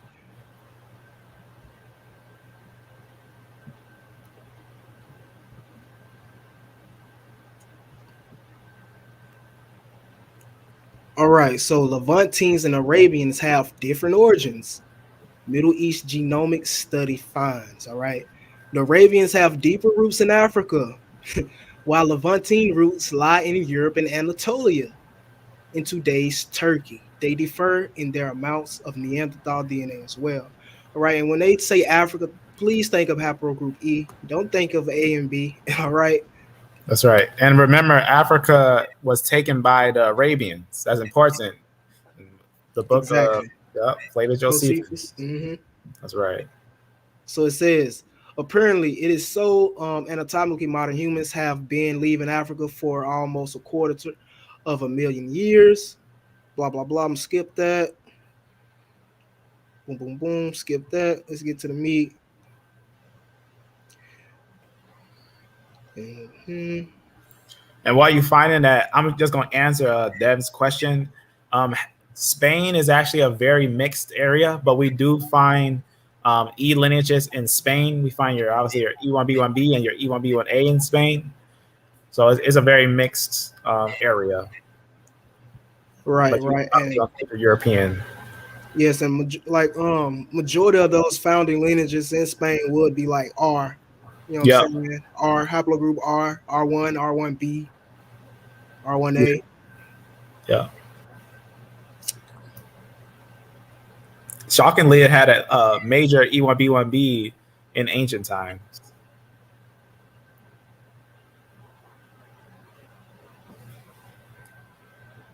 Hold on, let me make sure let me stop sharing my screen first. Let me make sure this is the right article, because that was a pretty good article. No problem, no problem.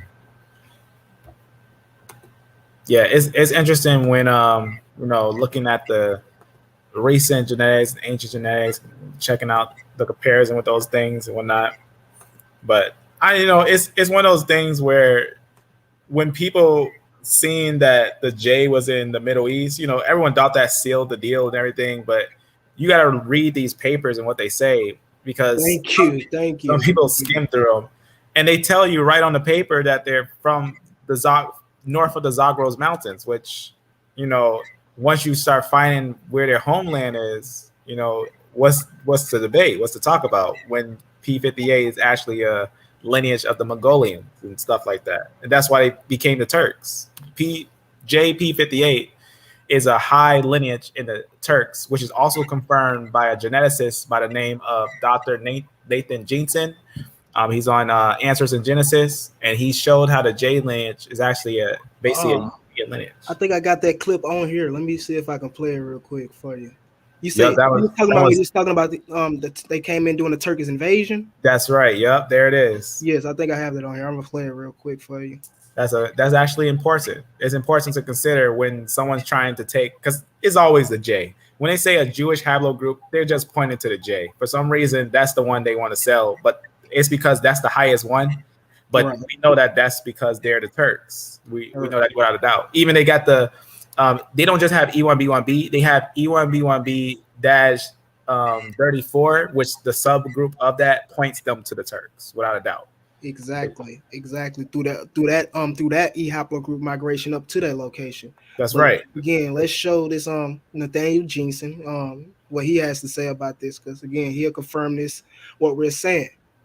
And even what this paper is about to say, I'm gonna bring up out, is going to say the same thing he's saying, because you see the J lineage in the Palestinians and the Arabs. But again, play the video. So who are the Jews? Who are modern day Jewish people? Well, it seems that a section, I should say, a subsection of modern Jews, along with many other Middle Eastern peoples, and some Europeans, like Greeks and other Balkan Peninsula folks, and Italians, and even some Spaniards at a low percentage, and even some Indians, all share a common Turkish heritage. They trace some of their origins to Central Asia. Not all of these people, but if you're in the Middle East, a heavy percentage of you do trace your origins via Group J to the Turkish people. And what we've seen in this episode is, once again, Central Asia seems to play this dominant role in the world history of peoples. We've seen other Central Asian lineages, R1a, R1b due to Mongols, Magyars. The Turkish people are showing up in the Middle East. They have a dominant presence. About a quarter of the peoples in India. The fingers of Central Asia, even though they don't necessarily occupy much attention in the history of Western civilization, politically they don't play a huge role in Europe, but in terms of their DNA, massive echo in Europe, in the Middle East, significant imprint in India, and even now in North Africa. But could there still be an ancient Jewish lineage that we haven't yet discussed or haven't yet discovered? E1b1a. That's what There that it is. is. Yeah. That ancient Jewish lineage would be E1b1a. Exactly. And if I could show my screen, I basically show this little picture.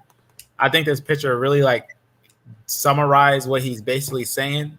And I found this out before I seen his video, but when I seen his video, I'm like, that's amazing that, you know, a geneticist, he confirms, you know, what I assumed. I knew they were the Turkish people by looking at their Y chromosome. So right here, this is actually a grouping of you see the J right there, and your Ashkenaz, they have a majority of the J, but they have obviously a large portion of the E1b1b. What's important about that is that by these certain subgroups, if you notice, you can actually look in different groups like the Turkish people, the ones in Turkey, the Turkish people, or like these different ones that are actually the Turks, the real Turks.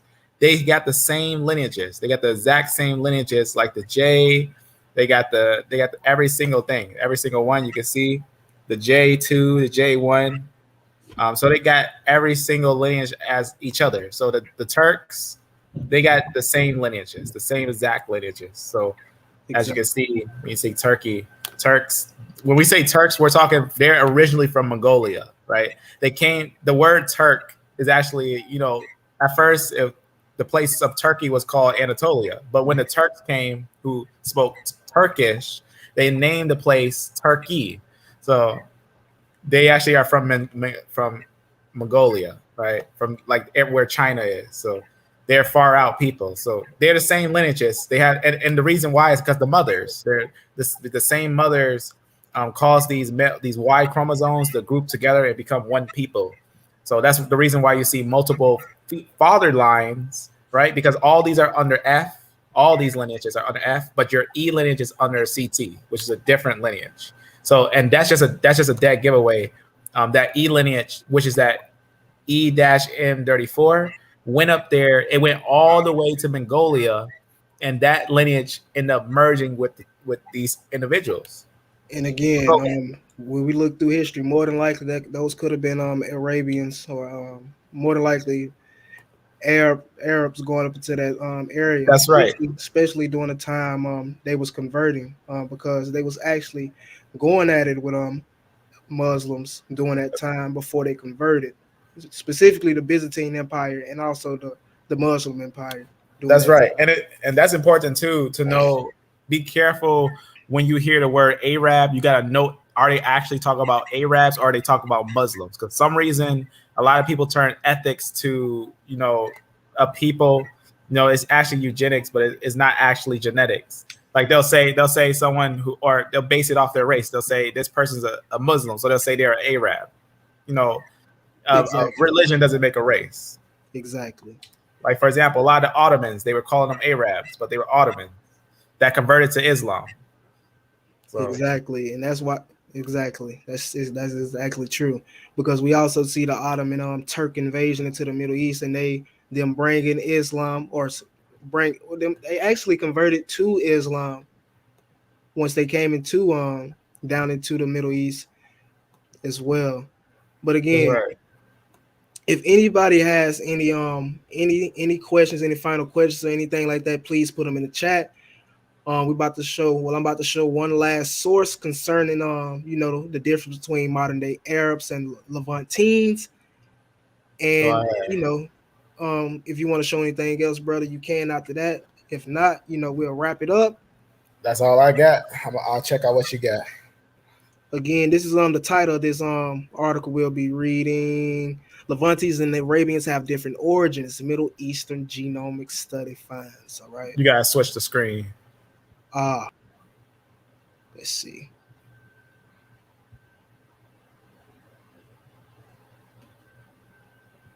Okay, boom.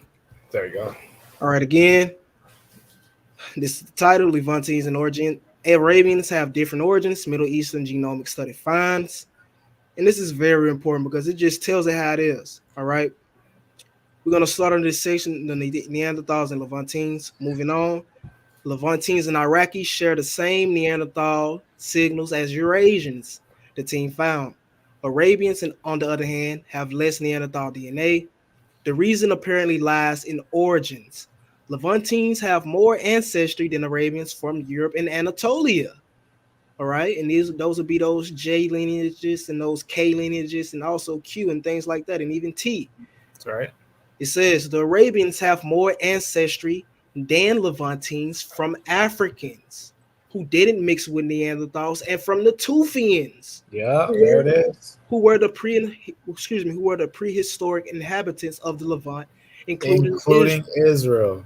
Now, what is the commonality between the Tufians and Africans? Haplogroup E, E1b1. That's right. That's right. E1b1.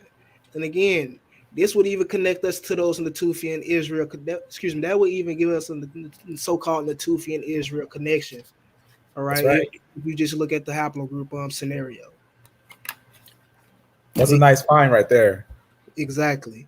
And it even goes on to say the Tufians were prehistoric peoples about 11,000, 16,000 years ago, lived in modern day Israel to the Jordan and even Lebanon. And they even stretched up to Syria as well. It's possible that they also reached Arabia, but their remains haven't been found yet. Also, present-day Africans are believed to have contributed from Neanderthals. After all, a very small one conferred by early humans who trekked in reverse from Europe back to Africa after mixing with Neanderthals. But it goes on to say, anyways, the Arabians of today apparently didn't arise from early Levantine farmers, but from the Tufian hunter-gatherers who preceded these farmers and Africans, the study finds. All right. So modern-day Arabians would be descendants of Natufians and Africans. And we know Natufians are Semites, and we know Africans with the E markers would descend from Natufians. And that's a reason why I've been saying to examine that E1b1b line more careful, because I believe that E1b1b line was definitely going to be the Arabians. Yes, and even a brother named Hebrew of Israel, he done a good job on his video. He brought out the fact that I believe it was EM123 or E123 was an E1b1b lineage, and they was responsible or the founding lineage of the Akkadians. I'll check that out. Yes, I'll send you the link to that video. He brought out how the Akkadians were actually E1b1b as well. So we see a lot of these groups, with E1b1b. That's why I lean more to the fact that the Israelites were E1b1a. They must have been mixing with the Akkadians. They must have became a ruling lineage in the Akkadian dynasties, because some of the Akkadians came from the north. Yep. Yeah. But that's what's up right there. They did. And again, we know we are connected to Semites because, we see E predominantly in these Arabian populations. We know a lot of these Arabians descend from these different sons of Shem. So, again. Natufian, yeah. That's a nice find, because I've been saying that the Natufian, I have multiple papers that say the Natufian traced back for a while to the Levant. They say they were like a major lineage in the Levant, which, Abraham's family ruled the Levant. The Arabians, Israelites, and then obviously you're going to get your, sea people lineages of the Canaanites and stuff like that. When I say sea peoples, they say that sea peoples, but they're peoples that just came from the north. Exactly. And even it states that haplogroup dominated the Levant in the Epio-Paleolithic times, and I believe the Neolithic, something like that. I believe I got to pull up the source to be exact, but it goes on to state that haplogroup J came in during the Bronze Age. Yep, right? It came down. But the population before that was predominantly haplogroup E lineages. Yep, majority. Yep, that's right. That's right. So again, family, man, I hope you all enjoyed this presentation today, man. Again, brother, I really appreciate you for coming in, chiming in, sharing your thoughts, sharing your knowledge. No, it is. We're gonna keep on building. We're gonna keep on building. I can see we got some little pieces here for some extra builds. Oh yeah, we definitely got some more things to look into. We can continue to look into those that EM2 in Iraq, in Saudi Arabia. You want to answer that question? Is Natufians Israelites technically? No, they are not Israelites. I agree. Now, E1b1b, that lineage is related to E1b1a, but the E1b1a, we found that to be majority of what we call Israelites. But they would be Shemites. The Natufian are Shemites. But the E1b1 lineage in the Natufian, that one would lead to E1b1a as well. So right, and that would be P2. P2 leads to E1b1a. Right. So like you said, the Natufians are like your proto-Semites. They are responsible to, I guess you can say they spoke Semitic languages before it broke up into its daughter languages like Afro-Asiatic and Berber and Chadic and Ethiopic.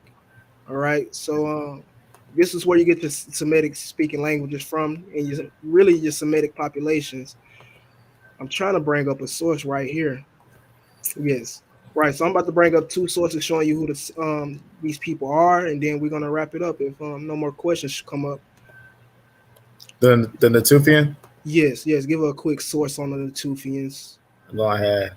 And I'll give something for how we know the Shemitic language moved with because the Natufian, a lot of them, they became the Arabs.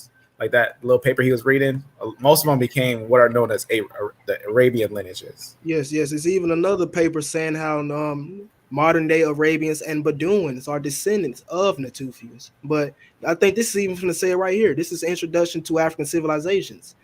There is evidence that some 7,000, 8,000 years ago, a black Negroid people or race inhabited Palestine. All right.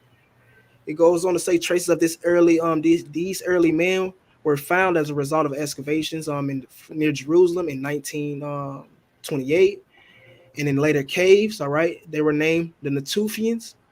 Even Sir Arthur Keith agrees that they are clearly Negroid, decidedly prognostics, with wide face, flat noses, and long, large heads. All right, and he goes on to say that these early Palestinian blacks may have been the ancestors of Semites or even the Arabs of biblical times. All right.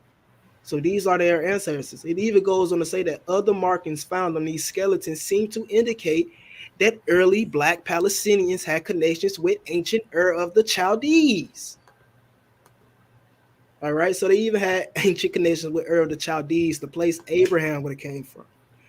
It goes on to say, although it may not be possible to identify Natufians with more recent finds in Palestine, yet it's safe to say that the Natufians were living when the first city-states of Palestine, when Samaria arose. All right. And even this, origins of Semosis, it goes on to say, and they show that the Natufians spoke the Afro-Asiatic language just before this language started to disintegrate into daughter languages such as Semitic, Cushitic, and Chadic. Linguists were the first to show that Indo-Europeans inhabited some territory in the Near East, later known as Anatolia, some 8 millennia ago, and that they were strongly influenced by both Semites, the descendants of the above mentioned Afro-Asians, also known as the Natufians. The Indo-Europeans borrowed from them many cultural words, designations of various domesticated animals, plants, tools, religious terms, and so on. All right. So these Indo-Europeans actually adopted the Natufians and other Semitic people's cultures. And that would be haplogroup J. That's right. Am I able to show my screen? I want to answer that second question. So basically, when it comes to, so if someone has Natufian in their bloodline and their father is E1b1a, how are they Israelites? Because Natufian, technically, what Natufian are, they have E1b1a in them. And that E1b1a, it makes your lineages of your E1b1b lineages, which this is your E1b1b, as you can see right here, your E3b and your E1b1b. but it also makes your V38. So your V38 is going to lead to your M2, which your M2 is your E1b1a. And that E1b1 is P2. That's the lineage in the Natufian. Now, also, when we say the Natufian are Shemites, I got an interesting paper that I want to show real fast. And why you getting that paper? The Natu. So she's saying if Natufians in their bloodline and their fathers, how can they be Israelite? It's because Natufians are proto-Semites, right? So they're the ancestors of the Semites, right? Yep. So Semitic people would have came from these people, so they would have been direct mutations or downstreams of E1b1, all right, which would be E1b1a, E1b1b, things of that sort. So eventually, again, the Semites would have been related to these people, so they would have had haplogroup E as well. So that's where you get the Israelites ending up in that, E1b1a clade. Like, for example, listen, check this out. So obviously E1b1b, you can see where it says about E1b1b, it says E1b1b lineages are closely linked to the fusion of Afro-Asiatic languages. If you know what Afro-Asiatic language, that's obviously, your Shemitic languages, Arabian and stuff like that. But notice what it says about the Natufian. It says, tested the first ancient DNA samples of the Mesolithic Natufians in Israel. You can see they had CT, with CT obviously can make your E lineages. So CT is your root, and then you got your E1b1 lineages. Now, I want to show you something real fast that's important to note as well. Watch what it says right here when it's talking about the lineages and whatnot. They just talk about different lineages because the Natufian, if this is the lineages of the Natufian, you can note that when you see 2/3 Natufian and they'll say 1/3 sub-Saharan. So they just say, when they say sub-Saharan, a lot of times they link E1b1a with sub-Saharan.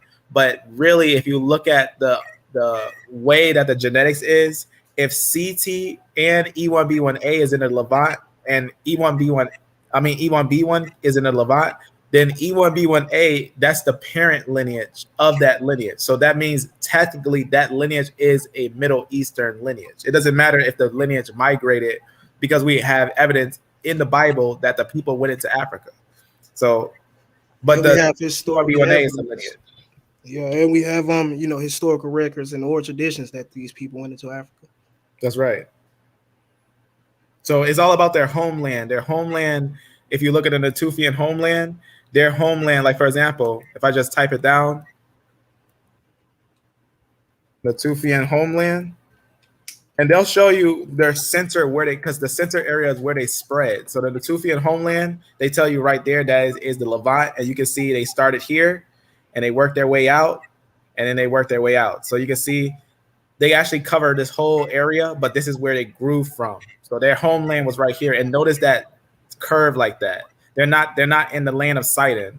They're a lineage that was over there in the land of Canaan. So remember, they left from Ur, they got their wives here, and they went down over here, and they went into Egypt sometime. They went to Egypt, Abraham, Isaac, Jacob, into the time of the Exodus when they went down in here, the captivity they went through. You can imagine what could have happened down here, because the Egyptians had a lot of ties with the Ethiopians. So you can imagine trades going on with peopling over there. So if they was in captivity, you can imagine what else would be going on with that captivity. So, but that's their homeland. E1b1 is the homeland. So that's very important. That's where they come from. And what do you want pasted in the description? Can you clarify that up? What exactly do you want pasted in the description? And she said, is that the Southern Kingdom? No, it wouldn't be the Southern Kingdom. You want to answer that, or? Oh, which one? Now when it comes to the Northern or Southern Kingdom, we don't 100% know. They got major, like in your E1b1a, you got your E1b1a8, and then you got your E1b1a7, but they're still all different types of E1b1a. Those are just your major ones. 8 and 7 is what they talk about usually. But technically, the Natufian are just Shemites. Right. Or do you want this? You probably want this Europa paper. Yeah. Probably just want this thing. But I don't know if you'll be able to see if I post it in the chat. Because I think it doesn't show links. But I can give some notes for these things. I'll give it a note because it's basically, I have a note with all the ancient genetics right here. And if you go to this note right here, and go all the way to the bottom, you'll see that link right here. Or not that one, to be honest with you. It's right here where you see your E1b1b and the Levant. Right above it, right here. If you click that, and I'll show you where you can find this note, and then just basically search for 78, because it's basically haplogroup 78, and then you'll see right here, you can see it connected with the Arabian lineages, and you can see some information on the Tufians and stuff like that. But if you go to my page, I have a video where you can just go to that note and grab that note. I have a playlist called not this one. This is another page I got. But right here, I'm gonna go to my page right here. And if you go to my playlist, on the playlist right here, I'm just gonna pause it. There's a video where I touched on the Natufian right here. It's called The Truth of the Natufian E1a DNA and the MT3 DNA, pretty much around Syria. So it's just basically showing how the Natufian are basically have connection to Israel. Of major haplo. So it's just basically a video. I'll show you, for example, I'll show you my favorite part. Let me show you something. Let me show you something really interesting on here, because this is going to be something that I think is considerable. Because when we look at what geneticists say, we should consider a little bit what geneticists say. I just showed you what historical people say. And now I'm going to show you what geneticists say. I'm going to copy this thing and show you something on here. All right. All right, let me show you something. All right, look at this. I'm going to read you something. So before I show you this, remember I showed you another report right here where it says about this report in 1973, right? That one I was just showing you after they put the publications of the people of Israel. There's actually, this, long story short, I guess I'll give a summary of what this is. It just talks about a goal right here of doing research on basically those of the Levant and whatnot, and just long story short of what they're doing there. Let's keep on looking right here. I'm gonna show you something. It says right here, this report in 1973 suggested that the Natufian and their descendants formed a core population in Israel that could be traced down to recent periods, but was added to or temporarily displaced at certain times. Now let's look up here and see what they say right here. There's another one. You can see it's a different site, different place, different information. You can see some names here. Get an understanding on these things and whatnot. It talks about high resolution of wide haplotypes of Israeli and Palestinian Arabs and whatnot. We're going to look at something right here. Watch what it says here. Just talks about them that's there. Watch what it says here. It says based on archaeological evidence, right? On the digs, on the evidence of the digs, it has been suggested that the Natufian and their descendants formed a core population that can be traced to recent times, but was mixed with incoming groups. You see what's so I just wanted to show you that, and pretty much this is actually a study of the Natufian going all the way to the early Bronze Age. That's what's really important about the study, is that it's including the same lineages, but looking at them all the way up to the early Bronze Age. So we're not talking the late Bronze Age.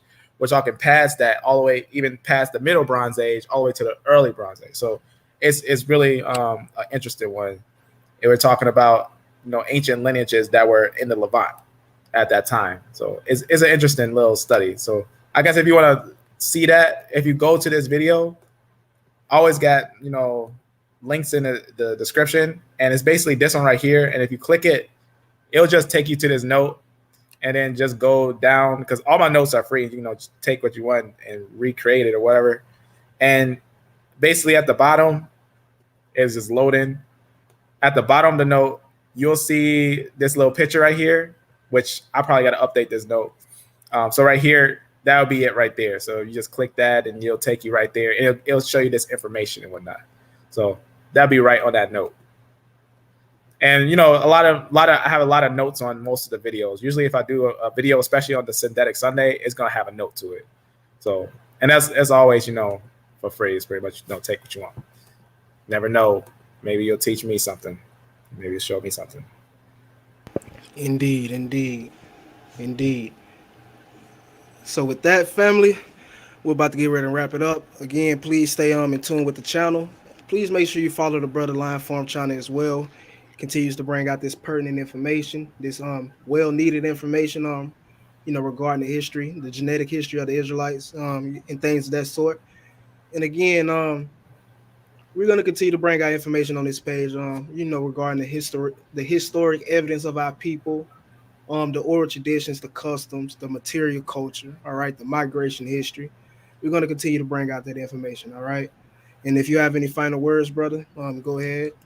Yep. I guess for the Natufian, just to make it simple, they're mostly Shemites. A lot of the dating goes really far back. So technically, a lot of the caves where they were found were caves of Manasseh, like the Ratuf cave, or how you say that. That's one of the caves of Manasseh. So Right, I guess just to throw that out. Yeah, that was in the Northern Kingdom territory. It wasn't found in the Southern Kingdom, but again, Yeah. that wasn't around the time of the Israelites. That was Yeah, that was way before. You know, it's a little early. Like, and it's always important to know that the Arabians, while the Jews, like when you think the 12 tribes, the Arabians were ruling in the north for a while they were in Egypt. While they were in Egypt, because remember, Joseph was sold to the Arabians, and they were ruling up there for a while. And right, that could also be why we see those earlier branches of E1b1b. That's right. So again, family, just continue to, you know, stay on the lookout for both of our channels, man. We're gonna continue to bring out this information the best we can, and we really need you all to continue to support our channels, because you guys motivate us, man, to continue to go harder. True. So with that, family, may you be blessed, may you be beloved, and amen.